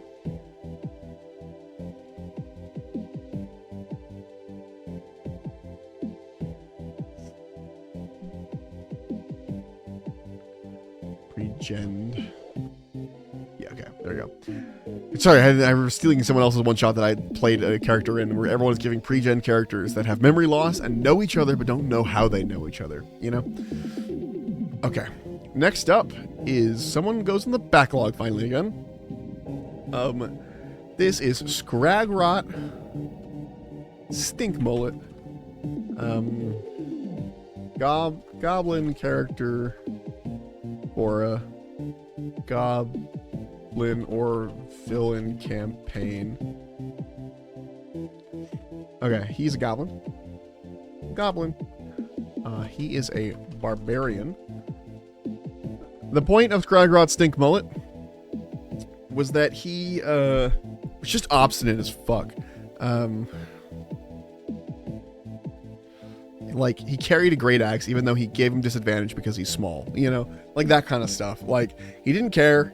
He has a big axe. He's gonna drag it around. Like, that was his whole thing.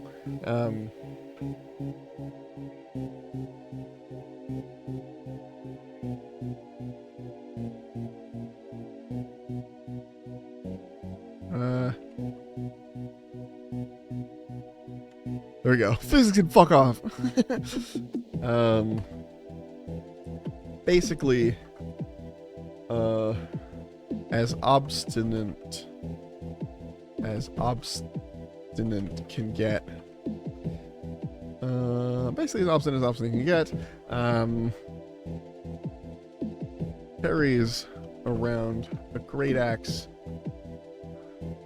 despite it imparting disadvantage to him.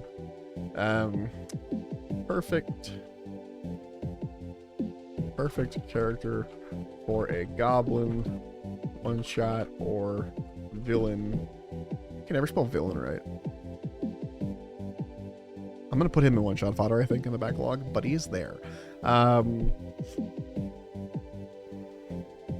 Yeah, Scragrot Stink Mullet.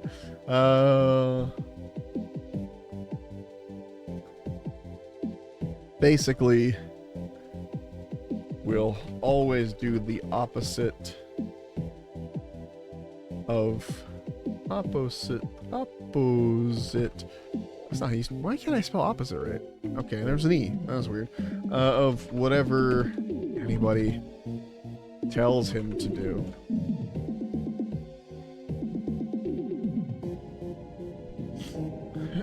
Speak with DM for special advantage on command? Resist? This is an idea of like, hey, DM, I have this idea of your character who's incredibly obstinate, basically does the opposite of what anyone tells him to do. Can I have advantage, just for fun, can I have advantage on anytime anybody uses the like power word command or something on resisting it? You know? Okay. He does have a Pinterest board. He also has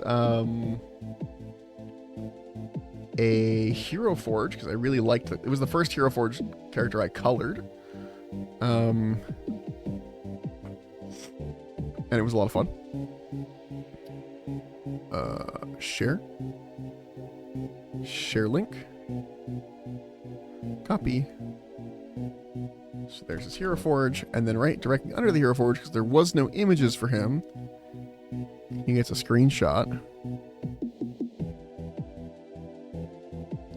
I'm just trying to get a good angle.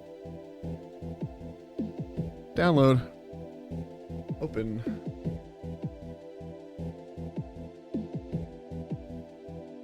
Bonk. There he is, Scragrot Stink Mullet. This is going into admin. And wait, I just got a message, I think. Hello.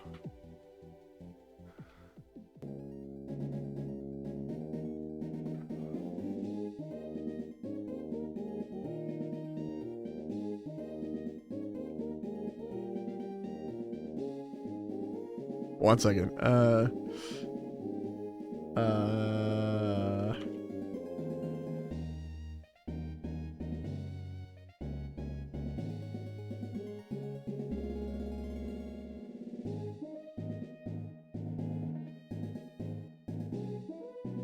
Here we go.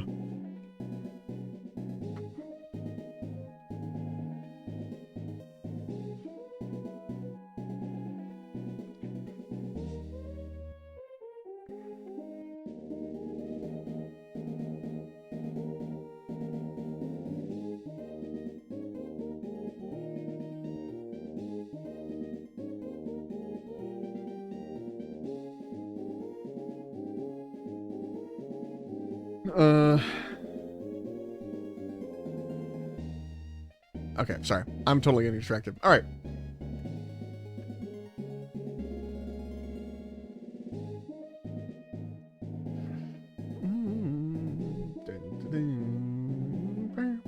Okay, he's going in one-shot fodder, specifically. But he is still in the backlog. So, Scragrot Stink Mullet. Love that guy. Funny fella. Good dude. Well, okay. Relatively good dude. It's got a heart of gold, alright? Look at that. Am I backlogging? Am I retired or like catching up in length? Alright. Give me 1 second. I'm gonna make a trip to the little bird's room. It won't even take me that long. When I've got to go into BR back mode, I'm just gonna be right back. Chug the rest of my tea. Oh no, I finished it. Ha ha ha. I'll be right back.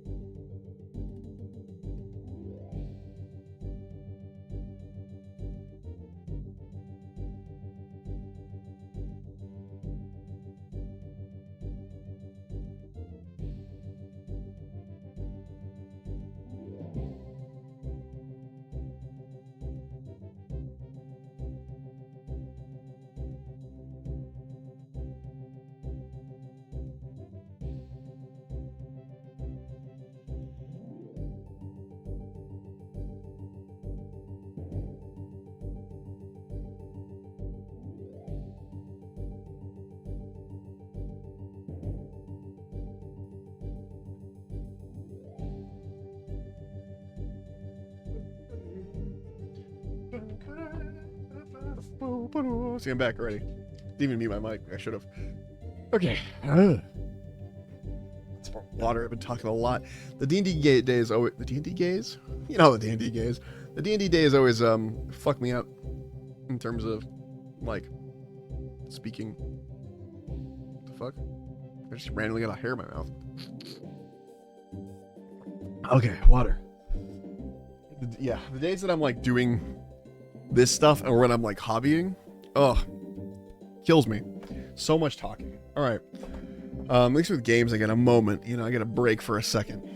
Okay, Scragrot Stink Mullet. I'm gonna delete basically most of the characters off of my Hero Forge. Again, you can't see it. But even the ones that are going in the backlog are getting deleted because if I'm ever going to play them, I'm going to start over on their character sheet anyway. I'm not actually going to pull their character sheet from D&D Beyond. I'm going to have to start over. So, because of that, we're doing this. Okay, this is another... I think this is a graveyard character, honestly. We're getting into more of the characters that I cared about, though, which is nice.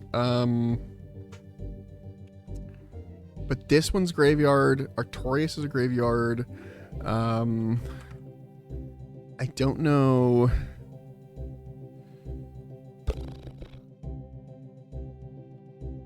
I don't know.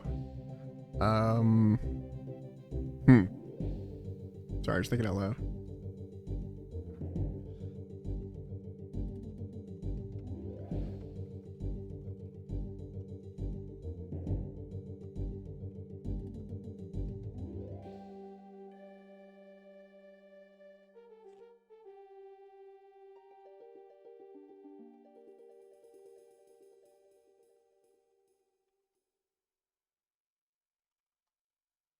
One second. I'm now I'm replying to a message.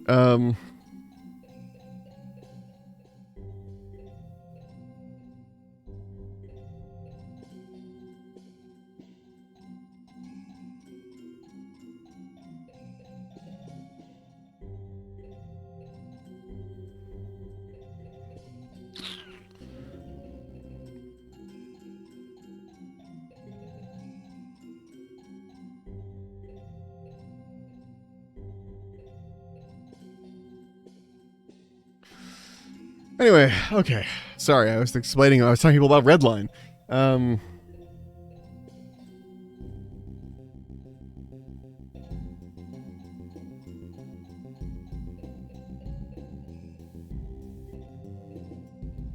Anyway, so next up is Tonnerre Blitz.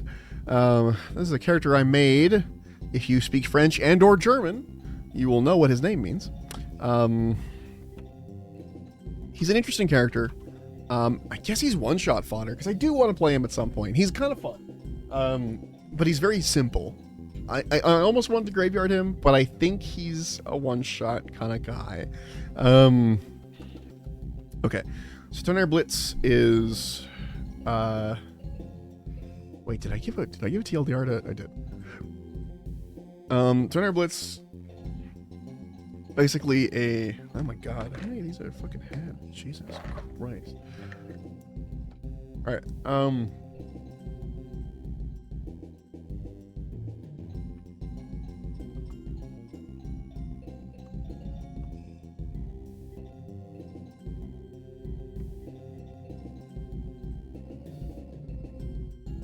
okay. He's a gladiator. He's a dragonborn. He is a cleric. He's Tempest Domain. His whole thing is that he's a gladiator who seeks glory to get the attention of his god, because his god cares about glory. Are you not entertained? Okay. Actually, I'm gonna explain it as I type it out here. Basically, a gladiator that is only a gladiator because he believes that he will get more attention from his storm god by earning glory. He has moved on from the sands because he feels like he has hit his limit on what he can learn in the arena. His main goal is still glory, as it will always be. And yes, his name does mean thunder lightning. Okay. Tonnerre had a big Pinterest board. There's a lot of storm, like a lot of Thor stuff, a lot of storm clericy, Dragonborn stuff.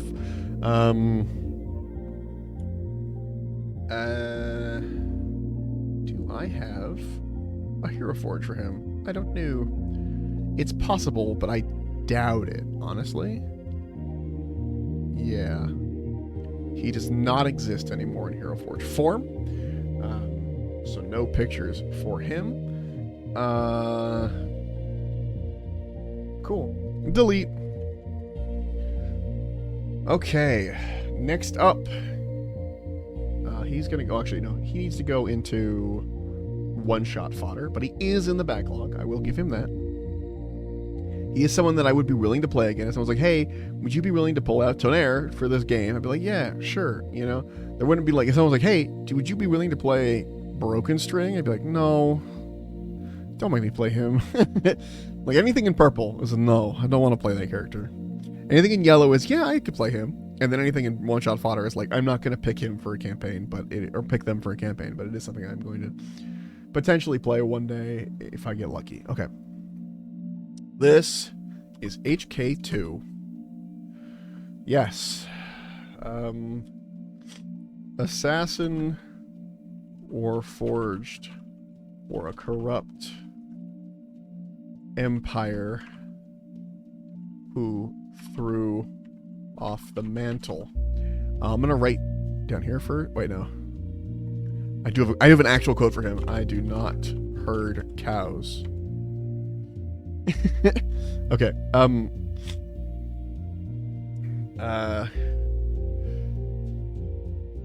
This was one half of a duo character I made with a friend. This was one half of a duo character I made with a friend. Thus, he will probably never be played again, unless played with that character. I didn't really like him though. I want to have a duo character. Let's see, I never played again. I'm gonna play with the character. He was a skull-faced assassin, who was designed to be not sneaky, and to use a gun which was rare in the world.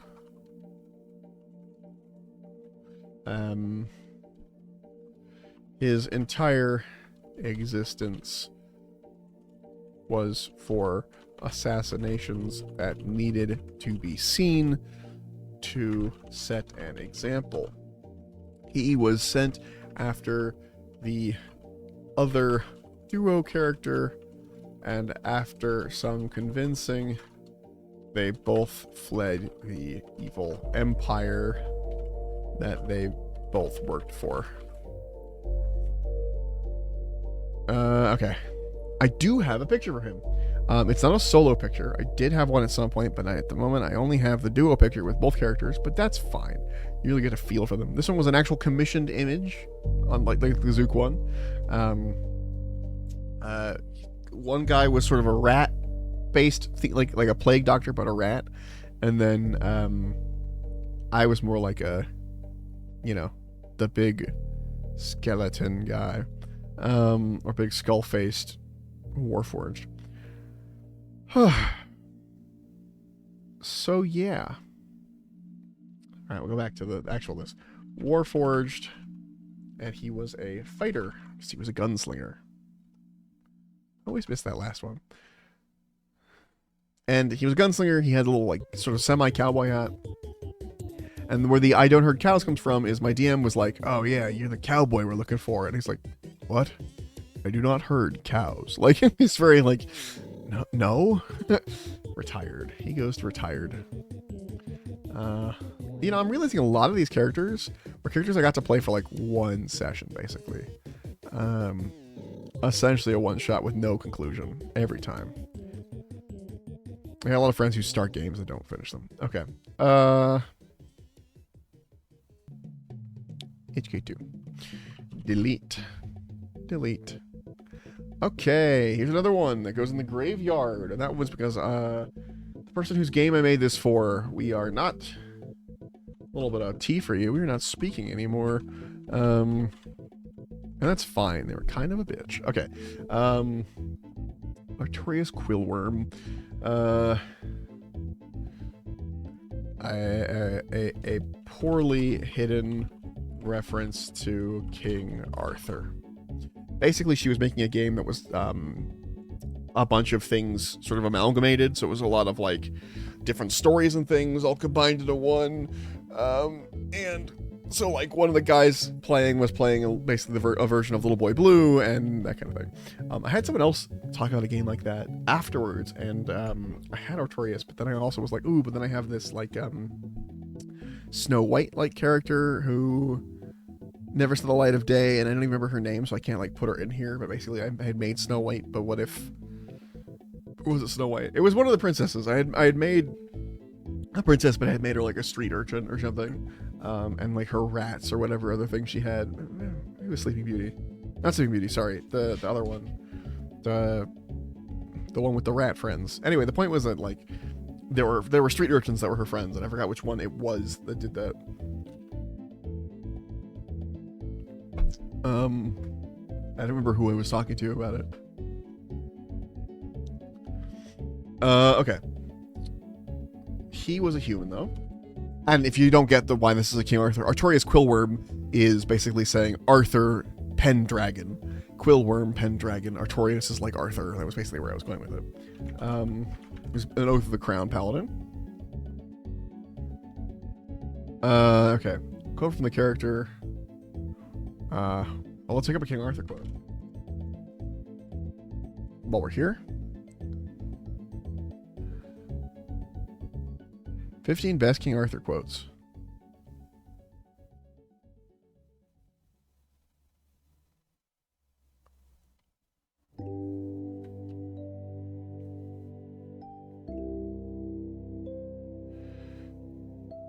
Quote from character. Why can't you harness might so that it works for right? Okay, basically, King Arthur was made for a game where every character was a reference to something else. 5,000 eggs in this economy? Sorry, Harrier. I gotta make it so that it's not cheap. I might bring it down at some point. So save your eggs. Save your eggs. I will, I might bring it down at some point. There might be, you know what, there might be in the future. I might have like, we'll do like a Disney game or something, and I'll drop the price. I'll absolutely drop the price so that I can be doing it more constantly.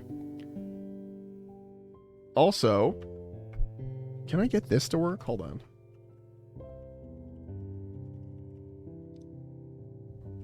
Does that work? Yeah, hey, it worked. Nice. I mean, I'm shouting you out to yourself, but because it's a pretty quiet morning, but that's totally, I still want to do it. You know what I mean? It's still, I want to get in the habit of like when I see people I want to shout out, I want to do it.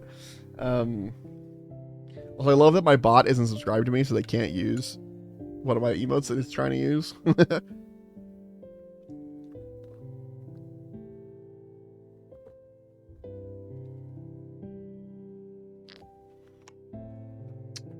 Anyway, what was I doing? Right, basically King Arthur was made for a game where every character was a reference to something else. Stuff like Pinocchio and Little Boy Blue. Game is dead as far as I know, and I will never be playing it. Alright, so he goes directly to the graveyard. Bop, bop. Bop, bop.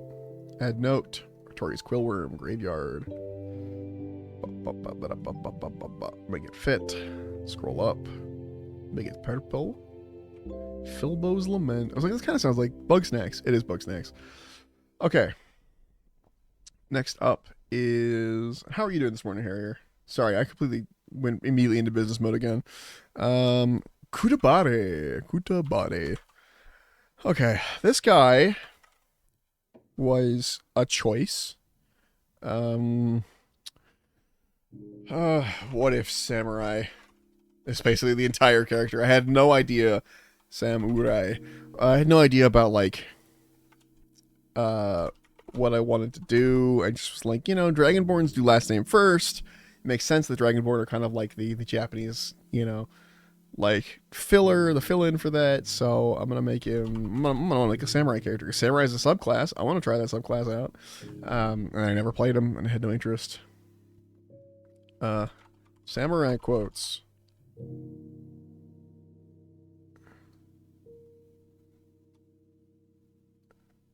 There we go. Grabbing that quote. Okay. It says a samurai should always be prepared for death, whether his own or someone else's. Basically, just made a very, very generic samurai character, and is a Dragonborn because Dragonborn are a last name first kind of people in the official lore, so it felt like they were basically Indo-Asiatic. Now, basically, I don't want to say Asiatic is the right word, but they basically stand-ins for existing cultures. Let's do that. I can never spell official right. Never ever. I always spell official wrong. Always. I don't know why. I don't know what it is, but I just cannot get that one right. Okay. Oh, Artorias had a Pinterest board. I forgot about that. Bonk. Does he have a Hero Forge? I don't think so. No. Oh, they're in alphabetical order, I just realized. Holy shit. That saves me a lot of time. Kudabare got deleted? Yes? Yes. Okay. Also, my wife's here. Oh, I'm sorry. What, is the chicken just old, or does it have, like, did it have, like, a problem? Because I've lost a lot of chickens over the time. They don't live that long. I mean, they live a decent amount of time, but they don't live that long. I've gone through 8 chickens at this point. I mean, I have like 4 at a time, or like 6 at a time. It's not like, oh, I've got, you know, but yeah, probably cancer or something. Thankfully, not flu. Oh, that's something. The worst is when you lose a chicken to not to be dour, but like an egg bounding, where they try and lay an egg and it gets stuck in them, and then they just die from it. And you can sometimes stop it if you, like, catch it ahead of time, but sometimes they just die, and you're like, why are they dead? And you, like, check them, and they have, like, an egg caught, and then you're like, ah, I see. Unfortunately, because we bred chickens to have eggs way bigger than they need, and way more meat than they need to have on them, we've kind of, we've made them... You know how pugs have breathing issues? Chickens, because chickens naturally don't look the way that we have them, they also have medical issues that are caused by what we chose them to look like, you know? But that's what we expected at first. Yeah, suspected. Yeah. And sometimes they just get old. I mean, that's for all pets, but, like, just lost a chicken recently that was, like, just woke up and was like, oh, no more chicken. Then we have 2 left, and we're not getting any more as of yet. Hopefully we don't get any more at all, but Because they're great. They're fine pets, but they're not my favorite pet. I am not a fan of taking care of the chickens. I'll do it because I want them to live and have a good life, but they're not my chickens. Okay. Kudabare. He's basically done. He's going to go in the graveyard. I'm kind of distancing myself a little bit. Not distancing, but like all of my characters that are like generic characters I make. I was like, what if I had a samurai character? Like, what if one day I want to play a samurai character in like a game that like is thematically appropriate for it? It's like, no, dude. Just make that when you get there. Don't pre-make a character. Stop it. Yeah, she's several years old. Yeah. Yep. Cheapkins. Still though, sorry to hear that.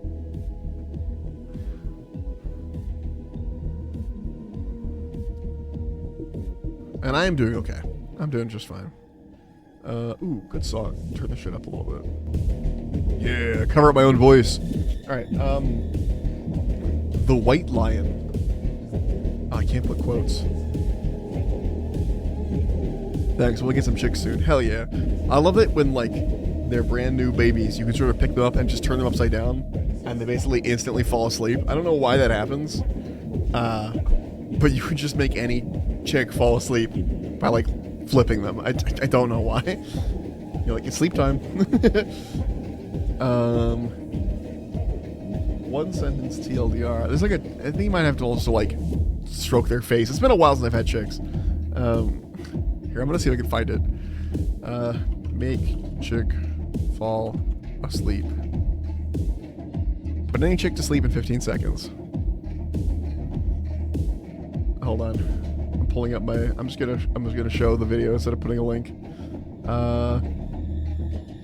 Browser. There we go. So yeah. Thank you for the music. They're just doing hand on back. Well, okay, I do hand on back and then I would like flip them, but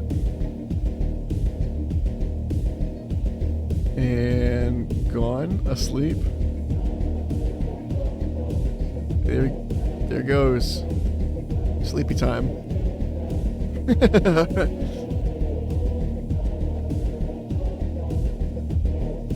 Yeah, it's really funny though. I would do that with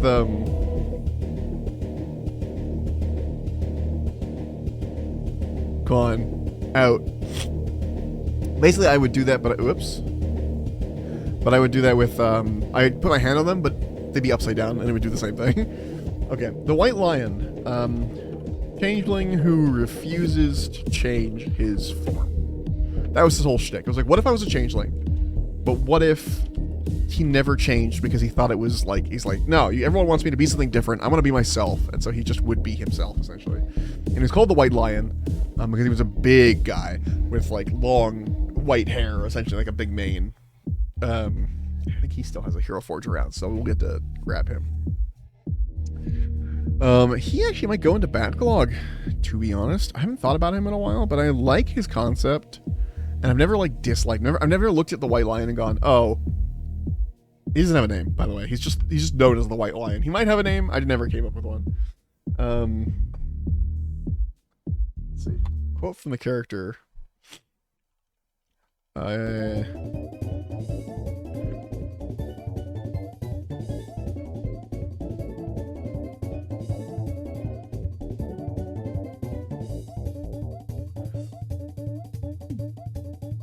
No.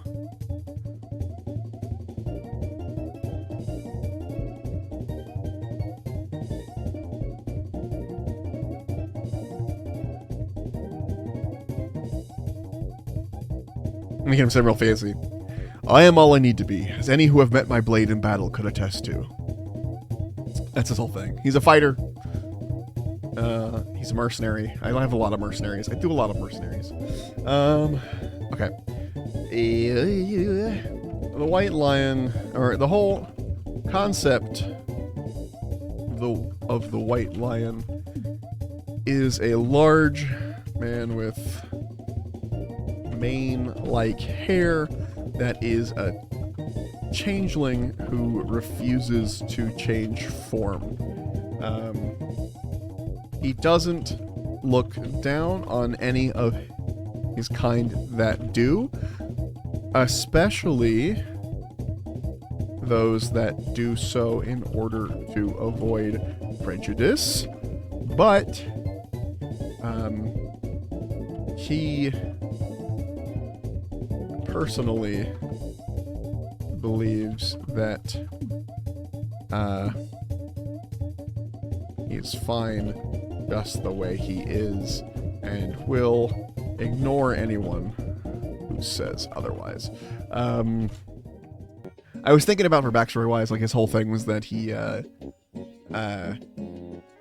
eventually had changed in the past and had been a guy that was like constantly trying to change himself to fit other people's wants of what they wanted out of him, including like emotional changing for like his parents and shit, where it's like, oh, he wants to be a fighter, but his parents are like, no, you have to be a scholar or whatever, and so he's doing that because he's been asked to, like he's trying to change who he is for them, and then something happens. I don't know what, maybe at some point he takes a face that he shouldn't, and it causes a problem, and he has to run or whatever. I don't know.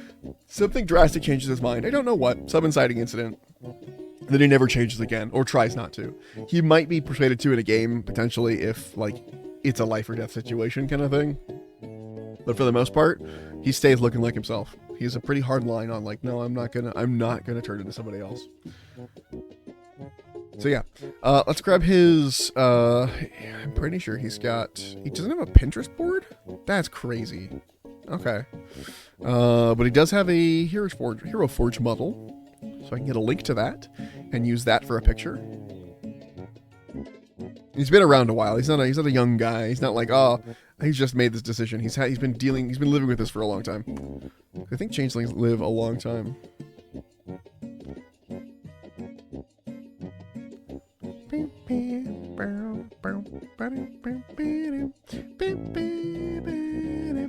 There he is. There's the boy. There's the lad. He's gonna go in backlog.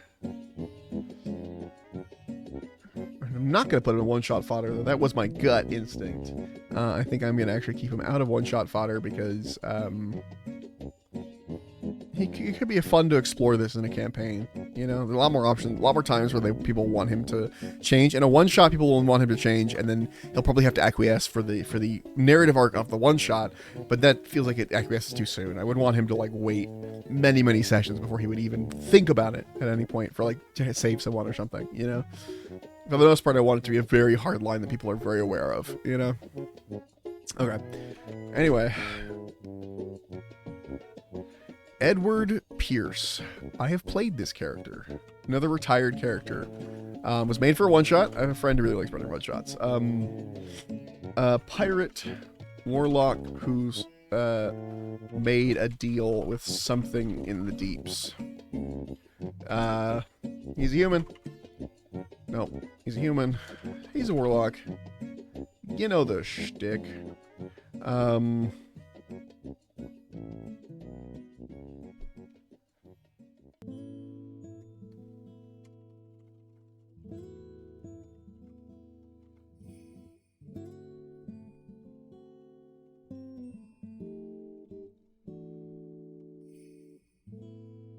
So, this one-shot was really funny. I'll write a description in a second while I explain this. This one-shot was made by a friend of mine who's currently in one of my games, but they made a one-shot that was supposed to be based off of, like, Fallout 4's Dark Harbor. Like, it was very, like, spooky and eldritch horror stuff, very, very Shadows over Innsmouth, very, like, you know... yeah, basically described it. It was supposed to be very serious, very spooky, and he chose the wrong people for who to be in that game. I probably would have been fine, not to toot my own horn, but I can take a game seriously if I need to. But the people that were chosen for this game do have a hard time with that. And so basically, it was supposed to be this scary horror one-shot, and it turned into, like, It's Always Sunny, essentially, where we just basically fed off of each other on being absolute idiots and assholes. And the town rightfully wanted us gone, even though we did save them, you know? Like, for example, there was a large open sewage pit, essentially, down in, like, there was like a trough, essentially. It was big. It was like 6 feet wide, kind of thing, or 12 feet wide. It was a big trough, and it was like running along the length of the city. And we were fighting something, and one of my teammates is like, I throw a firebolt down into the trough because it had like this, like the methane and other gases of rotting excrement and stuff like floating up above it, and he basically caused an explosion that injured most of us, you know. Like, that was the kind of stuff that we were doing in a game that was supposed to be very serious. Like, my character had an eye patch that covered his octopus eye that he had, and the octopus eye was the mark of the thing that he had made a deal with, essentially. And there was a whole bit where he was constantly hiding from his crew that he was a warlock. He's like, oh no, I'm just a pirate, whatever, no, I'm just your captain. And he was the captain. Don't think about it too hard. And everyone was going, sure, captain. And then the joke became that everyone knew that he had made a deal with this creature, but just pretended not to know. Sort of like, if you've seen Stardust, there's a captain who is basically the captain in Stardust who enjoys cross-dressing, and his entire crew knows, but they don't say anything, and they pretend that, like, he's like, oh, he has this like really rough reputation for being a murderer, and they like hold up that reputation for him, kind of thing, even though he doesn't have the heart to do it. And there's a point where he's like, oh, I just don't want you to think I'm soft. Or it's like, Captain, we know, it's okay. You're fine. You're our captain. Like, and that was kind of his thing for Edward, where it was like, I've never made a deal with some sort of sea creature. And they're like, sure thing, buddy. So it became much more comedic of a game. Okay. Description. Whoops. Edward, no. Captain of a crew of idiots and ne'er-do-wells. I don't know how to spell that, actually. Hold on. Ne'er-do-wells. Is it all one word? No, my God, it's not. It's even more complicated, though. Ne'er-do-well. Crew of idiots and ne'er-do-wells, who made a deal with some creature in the deep sea. Everyone on the crew knows not his deal, but he pretends, but he believes he has successfully kept it secret. He has an octopus eye underneath his eye patch. But if I did make a deal with a sea creature, this is what I would do. Yeah, exactly. Literally, one of the first things he does, the first thing I did when in the game was like use some of my warlock powers to like create tentacles out of nowhere, you know, and they're like, yeah, what? It's like, yeah, I'm just a regular pirate. Like, it was very, very silly. Oh, I forgot HK2 has a Pinterest board as well. Completely forgot. I'll put, for nice pictures like this, like the nice mission pictures, I'm putting the links under. Are there any other Pinterest boards I missed so far? Tenaire, Unit, Scragrot. No. We're good. I know this is Bunksnax. It kind of reminds me of, like, Planet Coaster. I should play Planet Coaster again. Fuck. Hold on. I'm making a new notes in my personal notes real quick. Hold on. Stream. Game ideas. Planet Coaster. Planet Zoo. I love those games. I'm not good at them, but I love them. All right. Put those away. Okay. Edward has no media, no boards, no images. Just imagine a pirate and you, like a captain, and you got him. He goes retired because he has been played. Edward Pierce. Take you over here. And his name is Edward because it's a reference to Edward Teach, Blackbeard. Okay.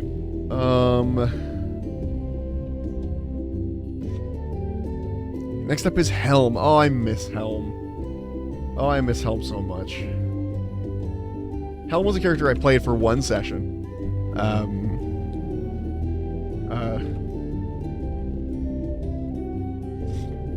Basically, the idea behind Helm was, if you've ever seen Goblin Slayer, there is a character named Goblin Slayer. He doesn't actually have a name as far as I'm aware. Or he does, but I don't know it because I haven't gotten that far. He really hates goblins. Just hates them. All he wants to kill is goblins. That's the only thing he wants to kill. He's not going to fight anything else. Just goblins. But the thing with Goblin Slayer is, the important part is that he is always wearing his armor, including his helmet, even when he sleeps. No one sees his face. He's very mysterious that way. And so, and when asked things like, oh, why are you wearing your helmet when you go to sleep? You'll say like, oh, I want to protect myself from concussions. You know, like, you're like, okay, yeah, I guess. It makes sense. But yeah, Helm is a human, spoiler. Really basic. He's just a fighter, but he never took off his helmet. And I bought, for this character, Unfortunately, I played this character. I really enjoyed it. Everyone in that game was wearing something related to their character, like either their, like, you know, their clothes or whatever, or their, you know, if they had, the character had vitiligo, someone put like makeup on themselves to give them like a vague sort of like feeling like that, you know, that kind of thing. I didn't have anything, so I bought a fucking real ass Metal Knight's helmet. Which is sitting on my bookshelf right now, so that I could wear it during sessions so that people couldn't see my facial expressions. Because the players were interpreting what Helm was thinking based on his facial expressions, but I didn't want them to be able to see them. So so I bought a helmet. But yeah. Okay.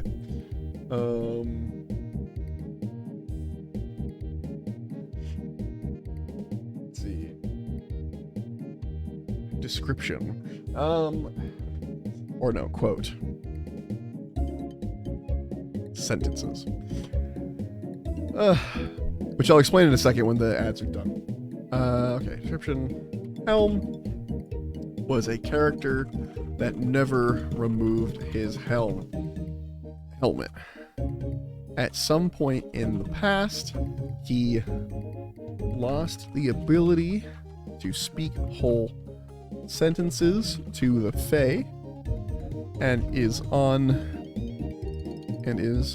attempting to get that back.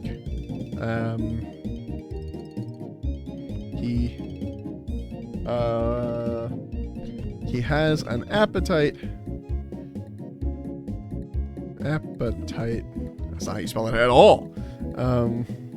He has a prodigious appetite. He has a prodigious appetite, and physically looks a lot like Shaggy from Scooby-Doo. Okay. Basically,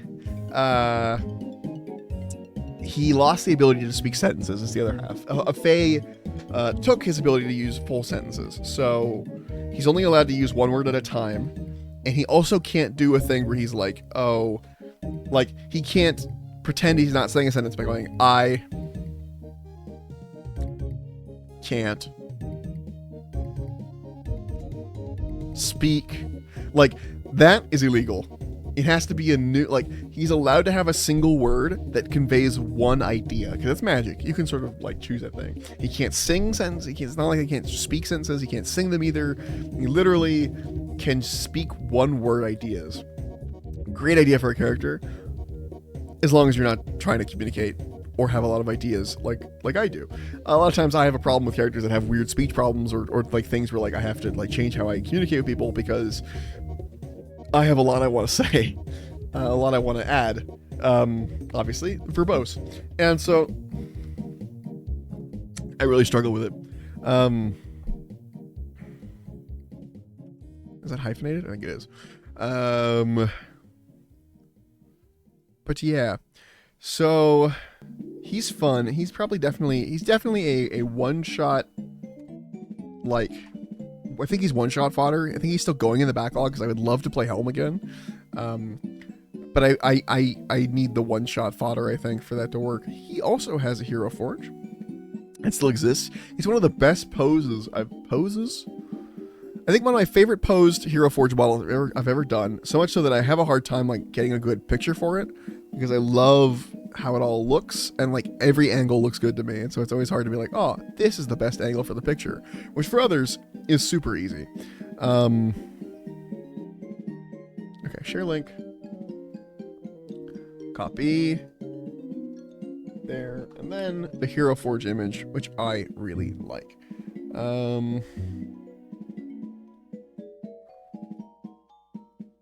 Look at that. He's got his executioner sword in one hand. He's like holding it. He's got this arm right here is my favorite, like the arm resting on the pommel of the other sword.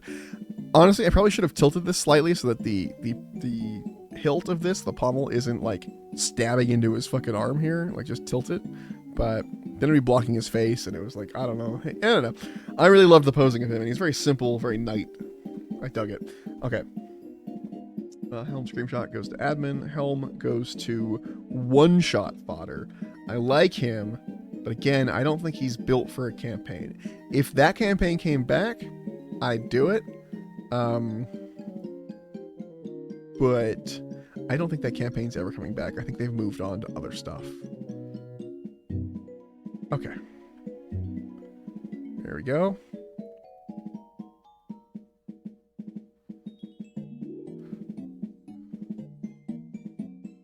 Okie dokie. So, next on the list... Sad to delete Helm from the list, but I really don't need him in my list of characters. Oh, okay. This is a duo character I made. I played one game with someone with. It was the one time I tried playing with a random people online, where I just sort of like, it's like, hey, I want to play. Technically, Helm is retired actually, but he's also in the backlog. I mean, Roderick's not retired; he's in the backlog too. So Helm and Roderick, they both go in the backlog. I was just thinking about it, like I had played them before. Anyway, Callum Brine.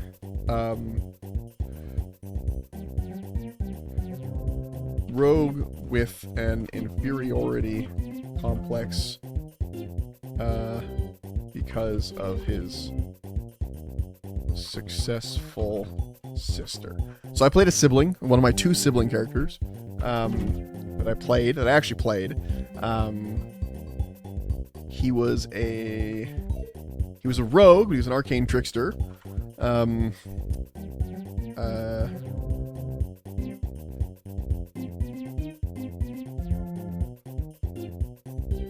So much so that he would wear wizard hats despite being a rogue.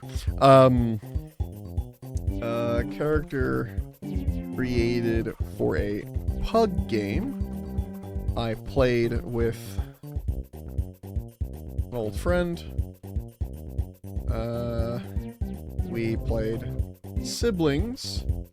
This character will never return. I can guarantee it. He's dead, Jim.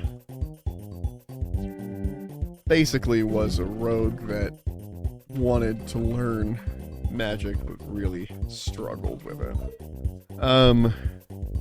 Until he met a gnome cephalopod.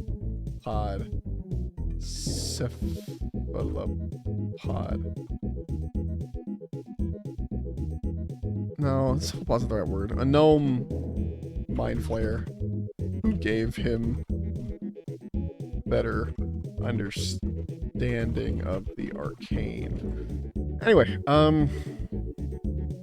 doesn't have any real art. He had a character. He had a Hero Forge for a while. It got deleted. To explain some of the tea on this and why I can guarantee you I'm never gonna play this character again. In the vaguest possible terms, I was at a friend's wedding. And I shared a room with an ex of mine who was currently, what's the word? This was many years ago at this point.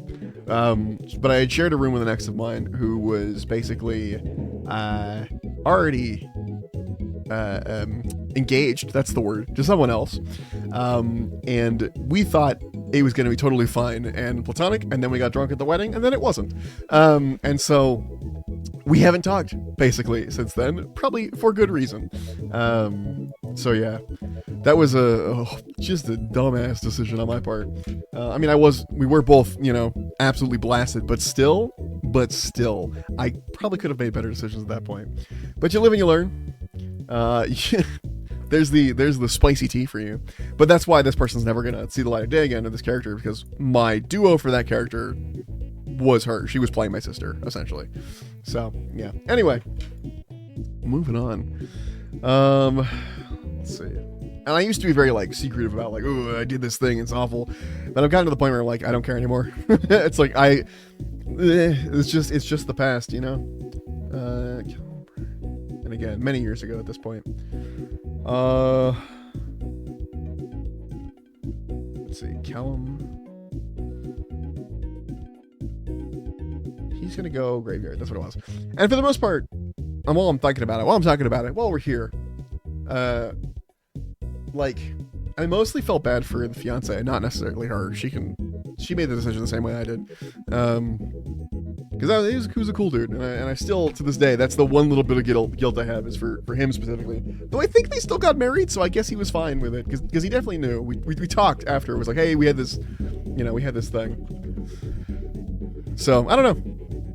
Which, that's the one positive I can say. We were very adult about it, in that after we went, okay, talk to people about this thing. Figure it out. You know. Don't be like, ooh, about it. Like, hey, this is the information. Anyway, moving on. Let's see. I got Sylvan Ash. Okay, this, my honest attempt at a, what's the word? Self-insert. There we go. Insert. My honest attempt at a self-insert. This is graveyard, I think. He's a half-elf, so I'll explain a lot of this as I go. I was trying to basically create, like, what if I was in D&D? What would I look like? What would I be like? What would my powers be? You know, or whatever. And so I was trying to make that, and so I made myself a half-elf, because you've probably never seen my face, or you might have, but I have ears that have a little bit of a point to them at the top. Actually, if you're in my Discord, you can easily just find me in the long dead Fit Corner channel. Well, so it's not easy anymore, but the point is, I have I have little points on my ears. So I was like, haha, I'm a half elf, whatever. And I always thought of myself as like, I didn't think of myself as charismatic. I don't know how to put this. Charismatic in the way that D&D charismatic is, where it's like not exactly charisma, but it's like I can use my sense of self to exert my will on the world. You know what I mean? It's partly charisma, but it's also partly like the ability to talk to people and convince them of things and that kind of stuff. So I give myself charisma, but I'm not a rogue. I'm too big. I'm like 6'2". I'm 230 pounds. Like if I were muscular, I'd be muscular as hell. But I'm not. I'm just kind of chubby. So like, yeah. So basically, I'm big dude.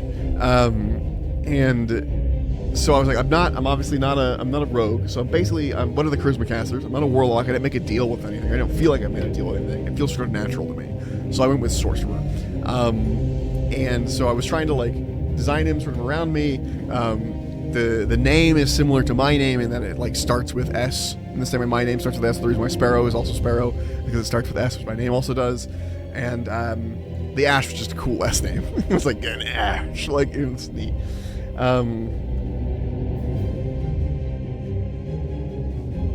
No quote, only self-insert. Basically just me trying to figure out what I would look like / be like as a character in a D&D world. Yeah. I can delete a lot of these. Oh, hey, I found Roderick again. He's back. He was in the list. I didn't delete him. Ugh.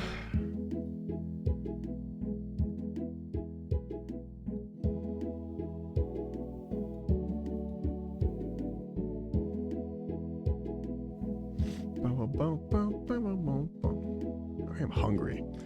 I'm getting hungry, but we're almost done. We are almost done. I'm gonna finish this up, and then that'll be the end of stream.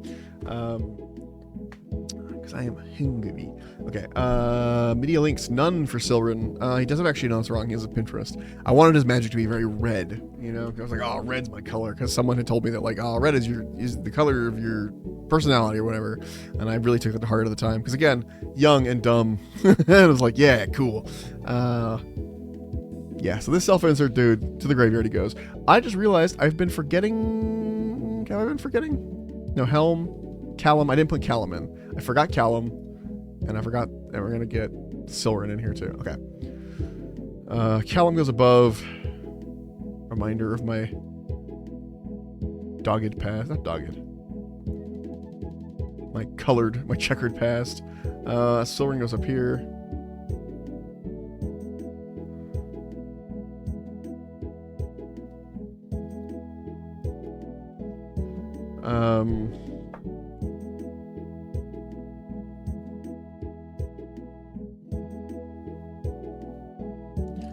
Okay.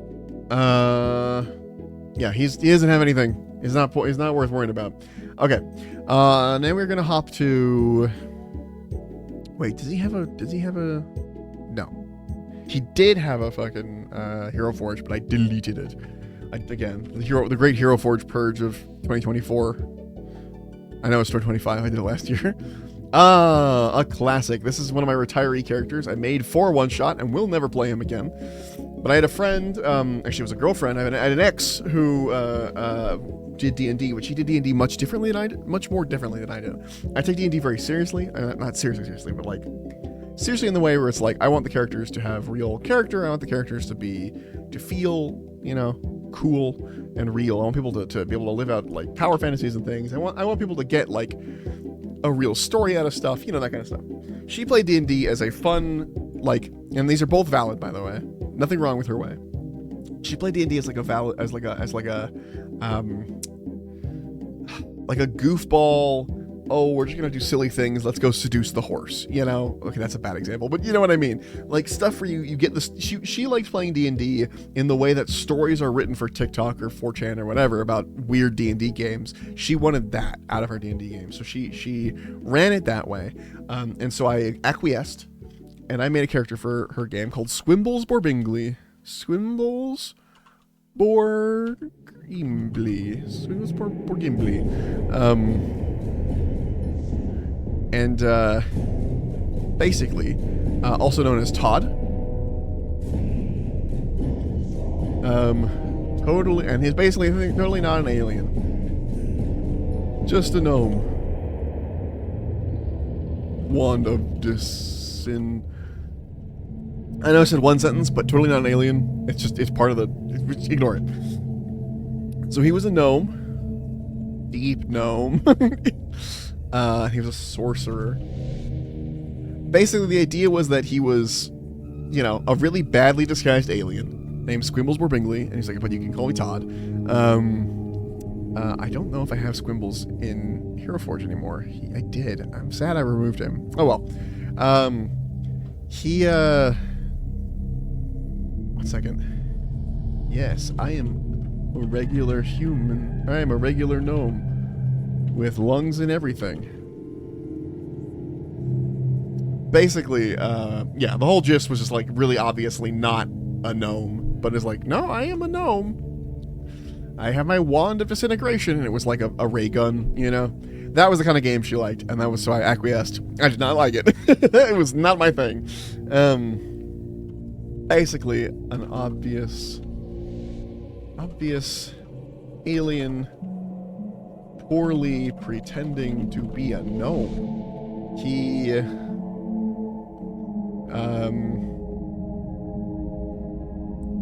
wore a face mask, and baggy clothes.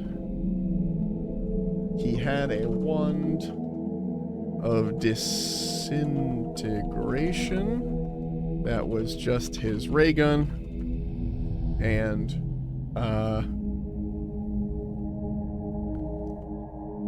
he was built for a one-shot or a friend that really liked weird D&D stuff. Not my cup of tea. Okay. I do this occasionally. Like I do like some levity. Like I had one D&D game where I was playing, or one of the bad guys was not really a bad guy. I mean, he was a bad guy, but his name was like Vlad something. And he talked like this. His name was Vlad, and he lived in a spooky castle up on the hill, and then he had all kinds of dark. He didn't go out during the daytime, that kind of thing. And constantly like, are you a vampire? Like people would like the players would just ask you like, no, I am not a vampire. And at some point he'd like, it's like, okay, I must come clean. Like, yeah?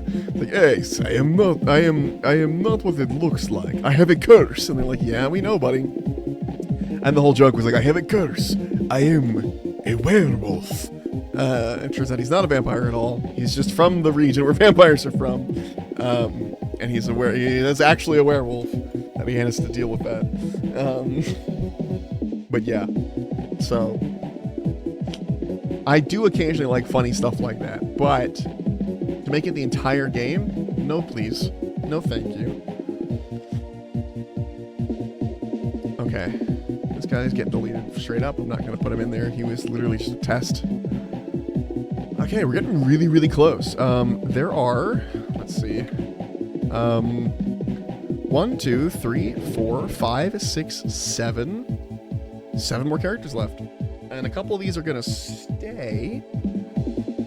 Actually, only the 2 that I'm just gonna keep the characters that I'm currently running in my character list for D&D Beyond. And all the rest of the characters go in here.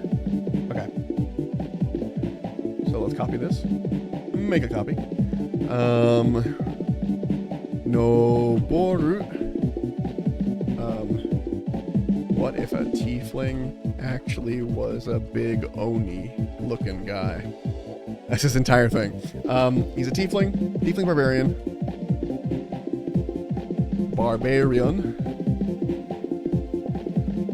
His whole thing is like basically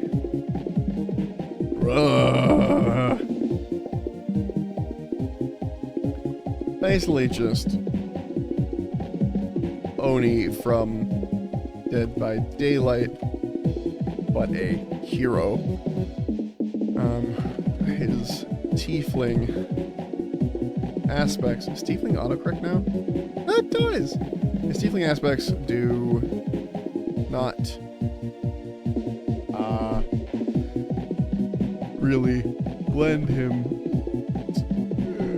to looking like a big scary Oni. He's going in the graveyard. He's a cool concept, and maybe one day, he's one of the few in the graveyard that I'd be like, maybe I might play him one day. But it's super unlikely, which is why it's graveyard. The character is so unlikely to be played that it's basically not worth. Yeah. But, he could be in there. I could play him one day. Oh wait, I actually do have stuff for him though, I think. Hold on, we gotta open up his sheet again. Where is he? Graveyard. Noboru. I think he has... No, he doesn't. Okay. Alright. Did I keep his... I did keep his Hero Forge. Okay, he does have a Hero Forge. So we'll grab the links for that. I would probably redo the Hero Forge if I were to do it again. But for now... You know what? It exists.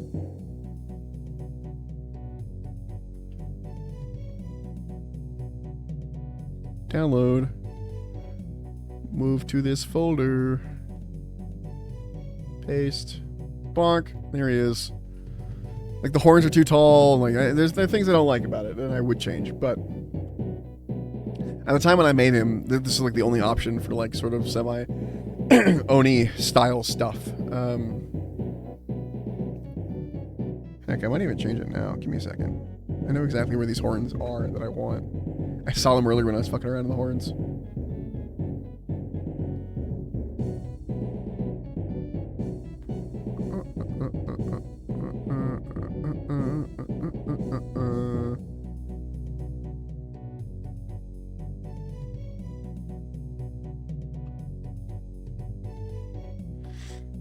Oh, no.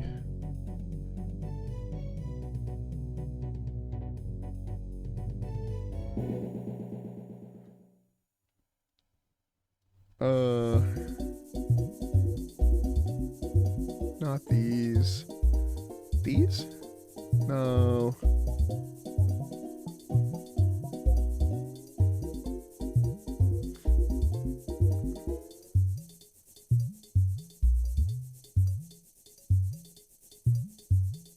Those are alien tubes.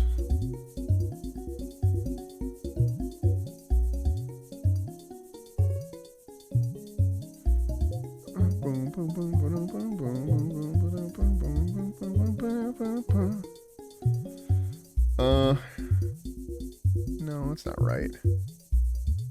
Those are too big. Alright, I give up. The idea was there. The execution is not there. Okay. Heroes. Anyway, Snowboru, he's there. Let's give a screenshot. Okay. Delete. Okay.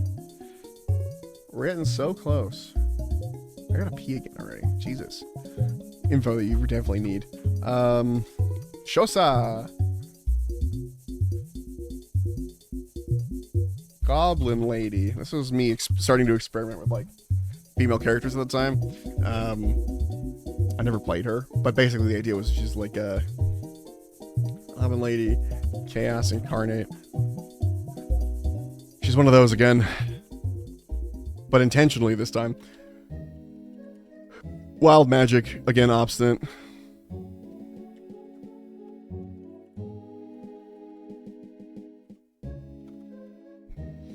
Okay,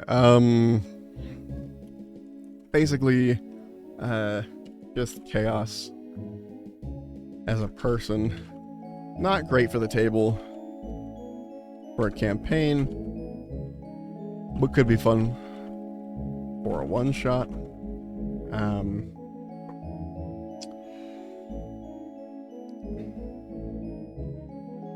I made a hero forge for her, but I don't think I kept it. No, I didn't. Just a random idea I had that I basically wrote down via making a character. Oh, there's a character that I'm missing, though. And I just remembered that she exists. My very first female character. Hold on. I'll move her to graveyard. Shosa. You are graveyarded. Actually, I take that back. I do like Shosa still. I'll put her in one-shot fodder. So backlog, add note, Shosa.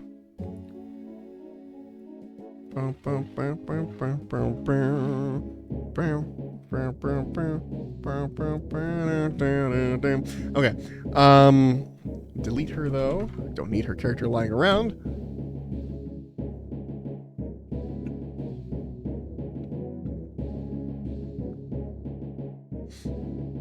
Okay, I've played a lot of characters. Next was, I'm gonna make a character that's not on my D&D Beyond I forgot about. Duplicate and make a copy. This is going to be, Sparrow. This is when I was also playing around with that name. It was like right before I started streaming. Post everything else, but this is like still a couple years ago, but only like a couple years ago. Lady raised as an assassin who went against her assassin school. She was not actually part of D&D. She was human. She was in Lancer, a Lancer game I was playing. So This is one of the first ones in a while I haven't just written in D&D. She was Lancer, and it was fuck, what was the name? She didn't really have a class. One of the invisible mechs. I forget which was which. I think it was a Monarch. Yeah, no, it wasn't Monarch. Monarch's missiles. Death's Head. No, that's the 4. Death's Head was the original idea, and then I didn't like it. Gorgon? No. Morning Cloak? No, we're getting closer. It wasn't a Monarch. It wasn't a Minotaur.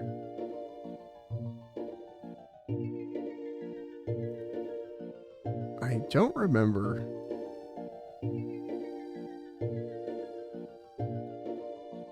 It was one with a big sniper rifle. You know? Oh, Metalmark. There it is. That was her main mech. That was a Metalmark. Yeah. Basically meant to be stealthy and snipery and that kind of thing.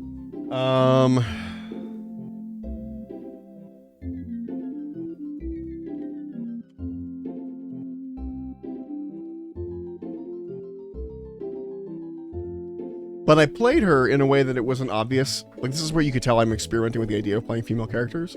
Is I played her in a way that was like, I don't want her to be obviously female. I'm going to give her a suit she never takes off in front of people and has a voice changer, you know? Lady who had a suit and voice changer to hide her gender, only so that she could hide from the assassin school that she burned. Burned figuratively.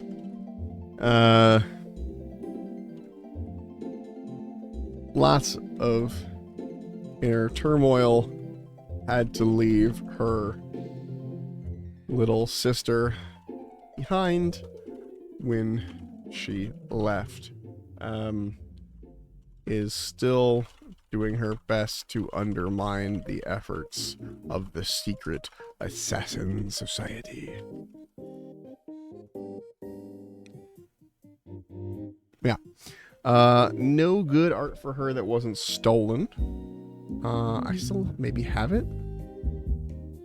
Yeah. You know what? I'm gonna put art in, even though it's not. This is art I took from Pinterest. It's someone else's character, but this is basically exactly what she was supposed to look like. So I'm just gonna put that there anyway. Put this, and I might go through and put art in like that. Otherwise, Sparrow goes in retired. So close this. Add note from Vault. Retired. Red. Sparrow will not be played again. Lancer was. I mean, the game was fun. The DM was great. He's still building the world just because he's enjoying like building that out. But I was not a fan of Lancer. Okay, make a new copy.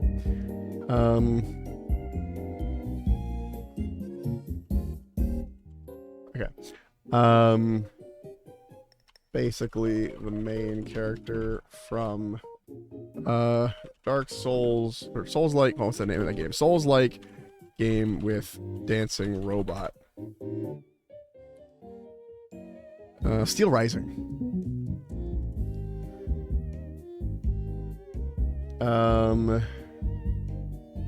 She didn't. I don't think she spoke, which would have been really annoying for me. So probably never gonna get played.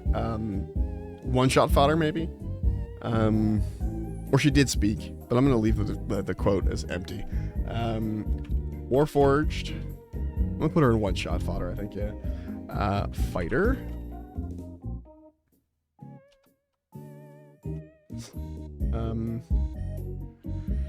Suze was a, in case you're curious, danseuse means like dancer or dancing in French, something like that.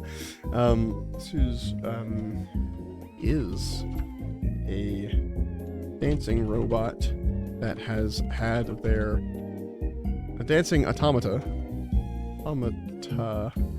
made of brass and porcelain who has had their programming rewritten for battle. She still uses her ballet techniques as part of her fighting, along with 2 razor-sharp fans.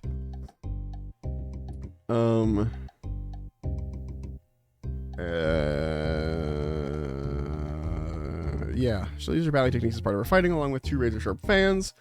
So a dex-based fighter with short swords. Okay, that's easy. Yeah, she's fun, but again, a character I don't think that would last for a whole campaign well. It's a good skill to have, to be able to like tell characters apart. It's like, hey, this is for a one shot. This is for like an actual character that I would want to play. We're getting close to being just on the on deck ones, by the way. Like ones that are on deck and or being played right now. Okay.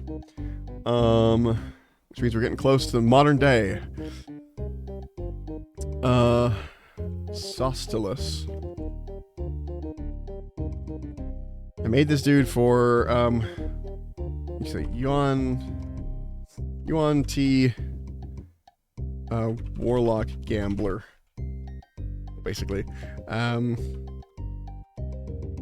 T Pureblood, and, he is a Warlock.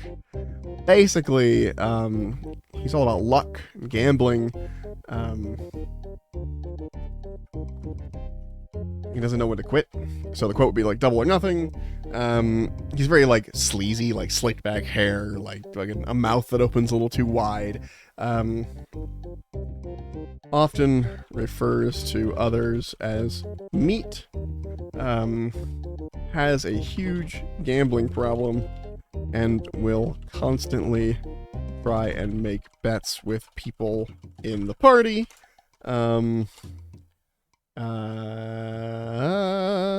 He is also a big believer in luck and will take many unnecessary risks because he believes luck is on his side. He is very sleazy looking with dark, slicked back hair and a mouth that opens a bit too wide. Okay. Don't have any media for him. I do not believe I made a Pinterest board for him, nor did he get a Hero Forge. I got like... Oh, I forgot Thalen. And I forgot... Hold on. I've got other characters I completely forgot about. Give me a second. So we're not as done as I think we are. This guy's a graveyard, I think. I don't think I'm ever gonna play him again. Oh, that one is on the edge. Sostilus. The idea behind him is I was trying to give him the name like Faust, like something like Faust related, but also with that like Soust. It's like very like Yuan-Ti. So that's where Sostilus comes from as a name. It's frequently how I do my names. Okay. Okay, so I'm missing 2 characters that I played and forgot about. First, we have Thalen. Hold on. Make a copy. So, the reason I didn't remember these is they weren't part of. We were playing these in regular D&D stuff. Thalen Oakthorn. This elf twin to Phaedra Oakthorn. Died very young. He died very young. Okay. So he's actually one of my only characters who has ever died. He was a Bosmer. Whoa. Because we were playing the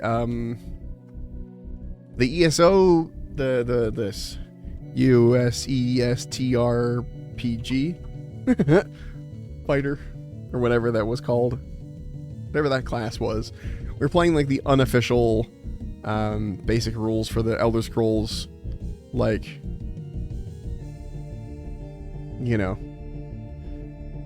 what was his official name? I think it was Warrior. Yeah, Warrior. You're playing an Elder Scrolls game, essentially.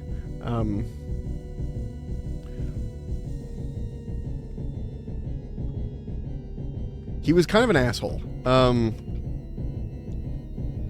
That was kind of how I played him. Was I was like, oh, he's a dick. He's kind of a womanizer. It wasn't good. But he dies very early on in that campaign, and not only is all the other players happy that he's dead, I was happy that he was dead. And it let me get a different character out, which I'm going to pop in a second, which everyone loved way more, and I liked way more. He actually inspired a more recent character that I'm working on, and like, I don't know, Thalen was fun, but it was good that he died, because it also gave Phaedra, who was his twin, the other player who was playing his twin, it gave Phaedra, like, the ability to have conflict about, like, oh, my brother died, in this fight. My brother has died recently, kind of a shitty guy.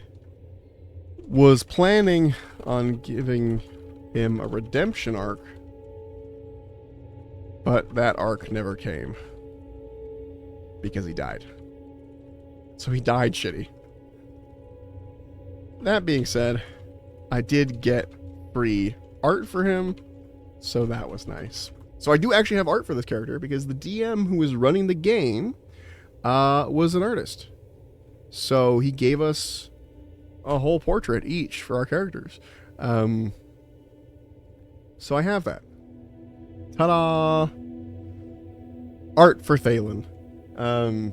Like full-on real portrait art for Thalen, which is nice.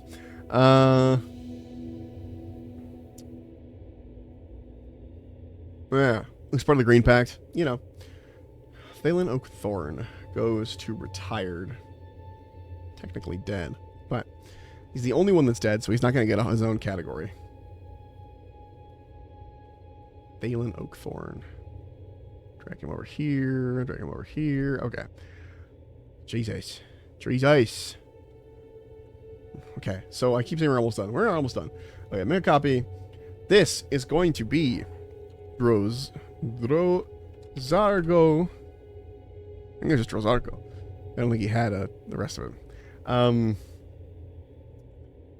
A battle master who loves teaching.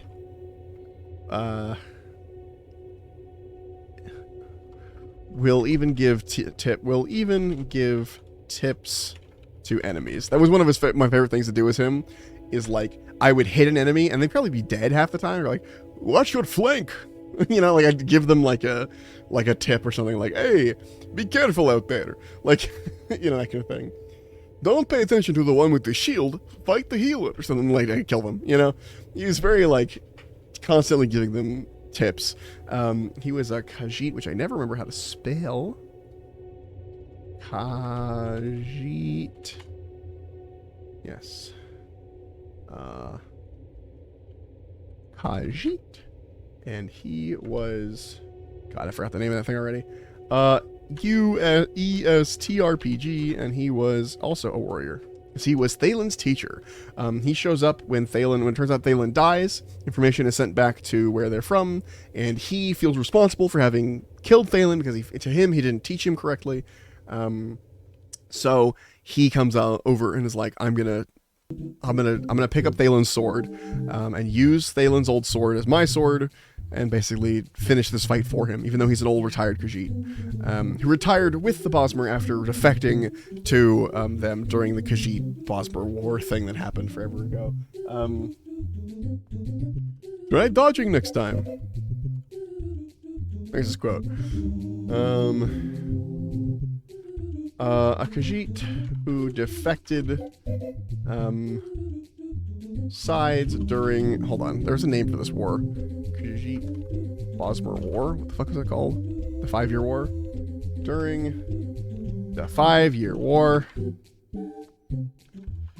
he helped raise and train Thalen Oakthorn in the ways of the warrior. But when Thalen died, he felt responsible, and so came out of retirement, despite his advanced years, to take up Thalen's sword, capitalized, Thalen's sword, and help avenge his pupil. Okay, yes, so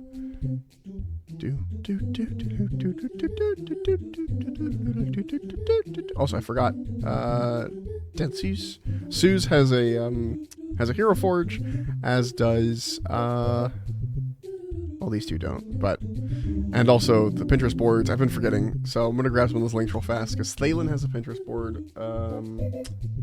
Thalen, you're dead, you're over here. Put that under the nice custom image. And then, where is it?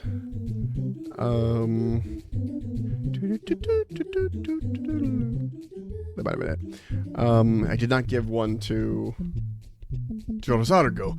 But Drozargo also did get his own image, his own custom portrait, because, again, the DM was an artist. And so he would just give us art for our characters. There's Drozargo. He said he struggled a bit with the Khajiit face, but I think it came out perfect. Exactly what I was after. Although I just realized he's supposed to be using Thalen's sword, and I guess it just didn't happen before the portrait was made, so whatever. Yeah, so he goes and retired. He's retired again. Double retired. Let's go put him in. Let's go put him right after Thalen. Drozargo. There was also a Star Wars character I made that was an HK unit, but I wasn't really attached to that one. And I might put him in eventually, but I'm not going to add him to this list right now while I'm trying to stream it, because I want to be done. I'm so close to being done.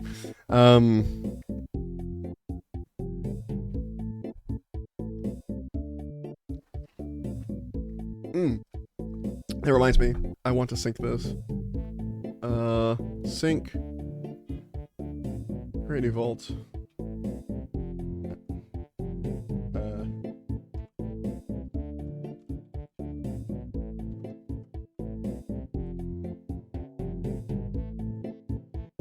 Standard encryption, I don't care.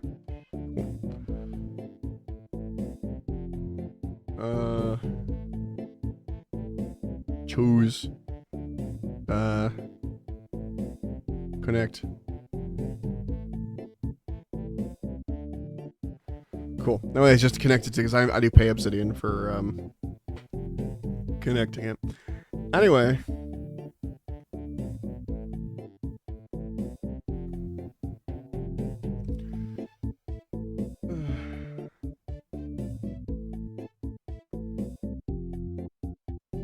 Alright. So Drozargozi. Oh, Drozargo Ozzy, I see. I was like, what's Drozargozi? Okay. The next up is a character that I do want to play, so much so that I'm putting him on deck, even though I'm not currently playing him.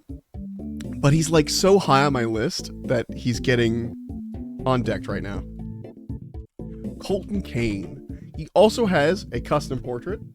This one was made by an ex of mine, who, at the time I was dating them, they made actually, it was right after we had broken up. I was like, hey, can I have I think I paid them for this, actually. It wasn't free. They made me a bunch of other portraits that were free, just to do them for fun. And then after we had broken up, I was like, hey, can I pay you for a portrait of this guy? And I did. And so there's his art. He's cool as hell. He's a fucking cowboy. We'll get to that in a second. I love this man. He's great. I want to play him so bad.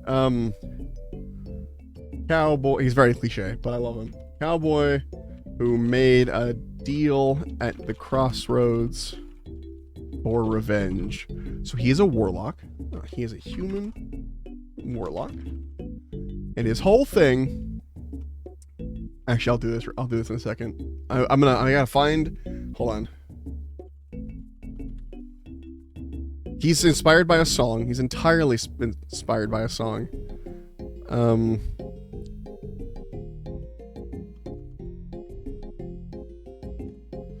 By Poor Man's Poison, called Hell's Coming With Me. here we go. This is what I want. So, his backstory, we'll get to it in a second, once I put this quote in.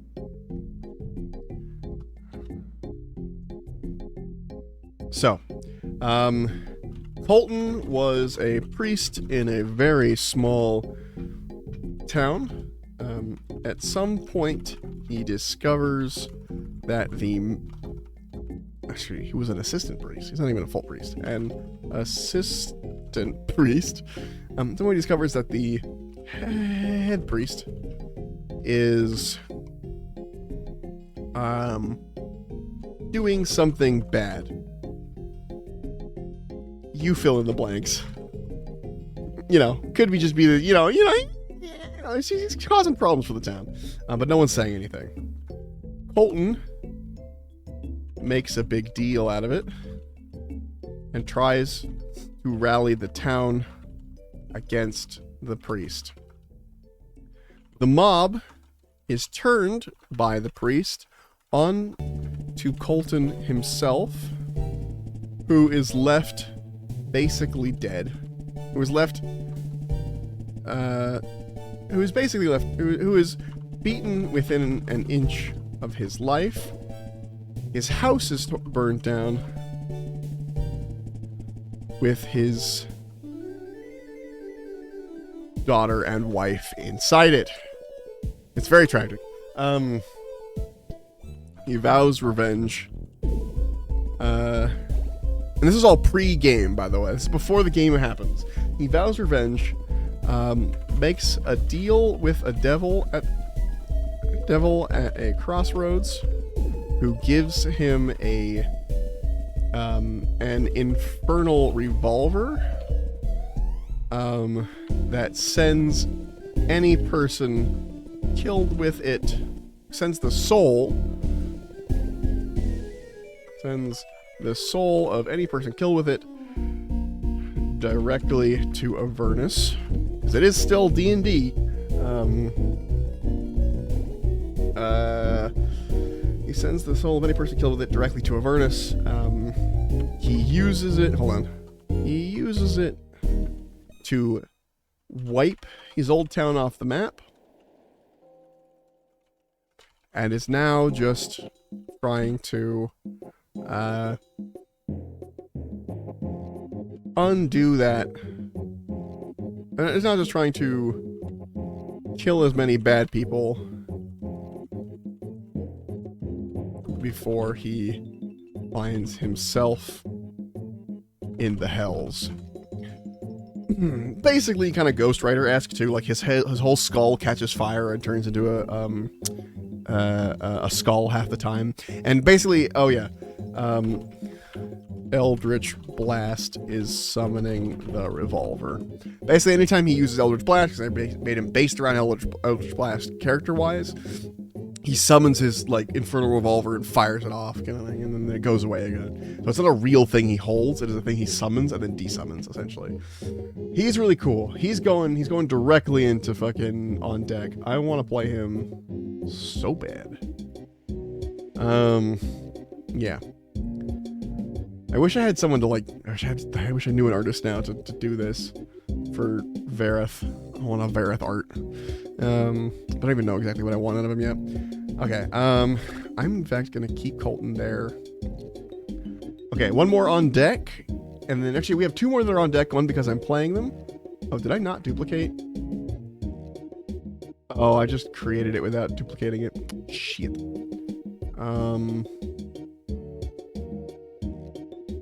This change? This did change slightly, that's fine. Make a copy outside of this, drag it out, close admin. This should be, what was it, media link? Media links. Media links, okay. Okay, so we're gonna need, let's see, 1, 2, Theron Roach. That's it? That's all I have left, I think. Hell yeah, we're down to 2. Okay, so this is going to be Theron Hawkwood. I want to be Aragorn. That's the TLDR. He's a human. I have a lot of humans. He is a ranger spider, depending on like what I'm doing.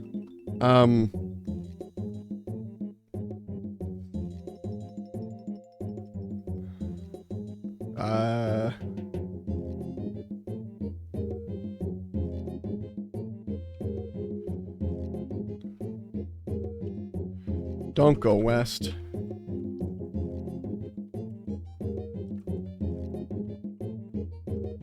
I can smell him. Okay. His whole shtick basically, I wanted this character to be a, what's the word? A ranger. I like calling ranger in an Aragorn sense.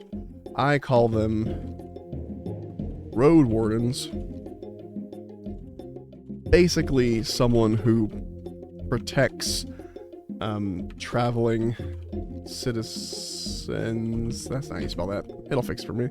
Traveling citizens from monsters on the road. It's a little bit of Aragorn and a little bit of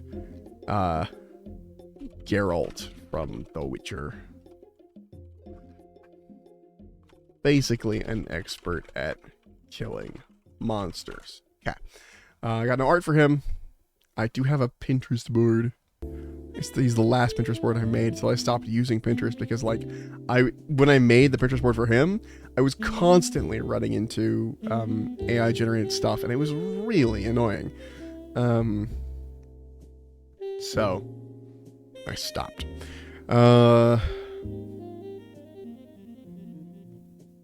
Okay.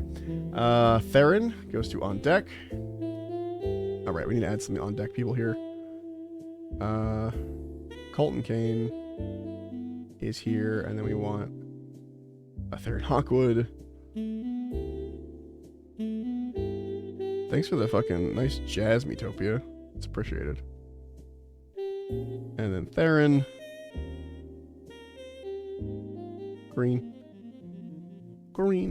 And then last but not least, my current character, the only character that I'm actually playing right this second.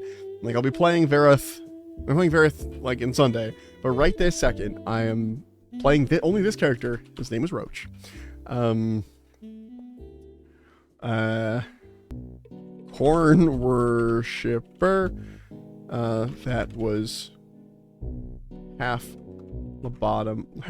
servitorized in an attempt to fix him. He's a human. Actually, mutant, I guess, now. And this is, he's kind of D&D. He is kind of D&D. Excuse me. We're using 5e for our combat. But it's, otherwise it's Warhammer, so we have, like, Warhammer stats and 5e stats. It's weird. Okay. I follow. Wait, Roach follows. Roach is really dumb. Roach is really dumb. Is a big, bald man with very little to say, and with no ill will in his heart for basically anyone. He just likes hanging out with people. However, when he rages, sometimes his old personality of the corn worshipper takes over, and he is very hard to stop. That's Roach. He doesn't have any media, but he is on deck because I am technically playing him. It's in a West Marches game though, so I haven't played him much, I will admit. Every time that game comes up, I'm like doing something else, so I can't like join them. He is a buddy. He's part of a duo character, sort of. He has a buddy named Skunk. We got Skunk and Roach. They are very much like Junkrat and Roadhog. That's kind of their whole physical shit. In fact, Skunk, we always mix up their names. Skunk even even like has an Australian accent, you know? Like it was an accidental Junkrat. Like the guy doing it forgot about Junkrat, but it was a thing that happened. Okay, so that's that. I've sorted them, and now I have my current on deck, my backlog when I'm retired. At some point, these are going to move around, but this will be helpful for me if I ever like I need a character. I have lists of characters, and I'm like, hey, don't forget, you have all these backlog characters you could be using. You know, I'm just saying. Although a lot of these are in the one-shot full fodder. In fact, there's more one-shot fodder than there is characters I actually would want to play in a campaign. Anyway, I'm gonna go. I'm gonna go take a break. I will see you guys next time. Tomorrow is Saturday. I will be... I don't know if I'm gonna be busy. I might just not stream.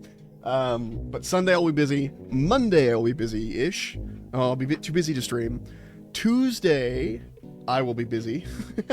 Wednesday I think I might be busy. Hold on, let me double check my schedule real fast. So I might not stream again for a while. Thank you, Verbot. Yeah, I don't know what, not that long, like less than a week, hopefully. Now that I said it's gonna be more than a week. No, Wednesday, I could potentially stream Wednesday, but we'll see. We will see about Wednesday when we get to Wednesday. I might be dead from a whole bunch of days of doing stuff. Anyway, I will catch you guys, oh wait, let's do this. Thanks for stopping by. I appreciate you guys. I appreciate anybody who came and said hello. I appreciate anyone who just came and hung out. You know, I just appreciate you, all y'all, as I always do. Thanks for hanging out. See you later, Harrier. Actually, wait. I might raid Blue. Is Blue up right now? Hold on.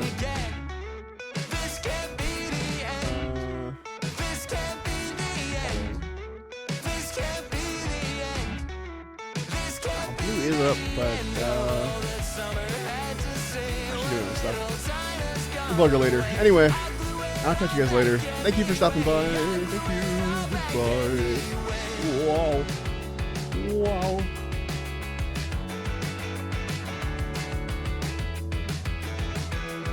There's a lot longer on this than I remembered. Alright, bye.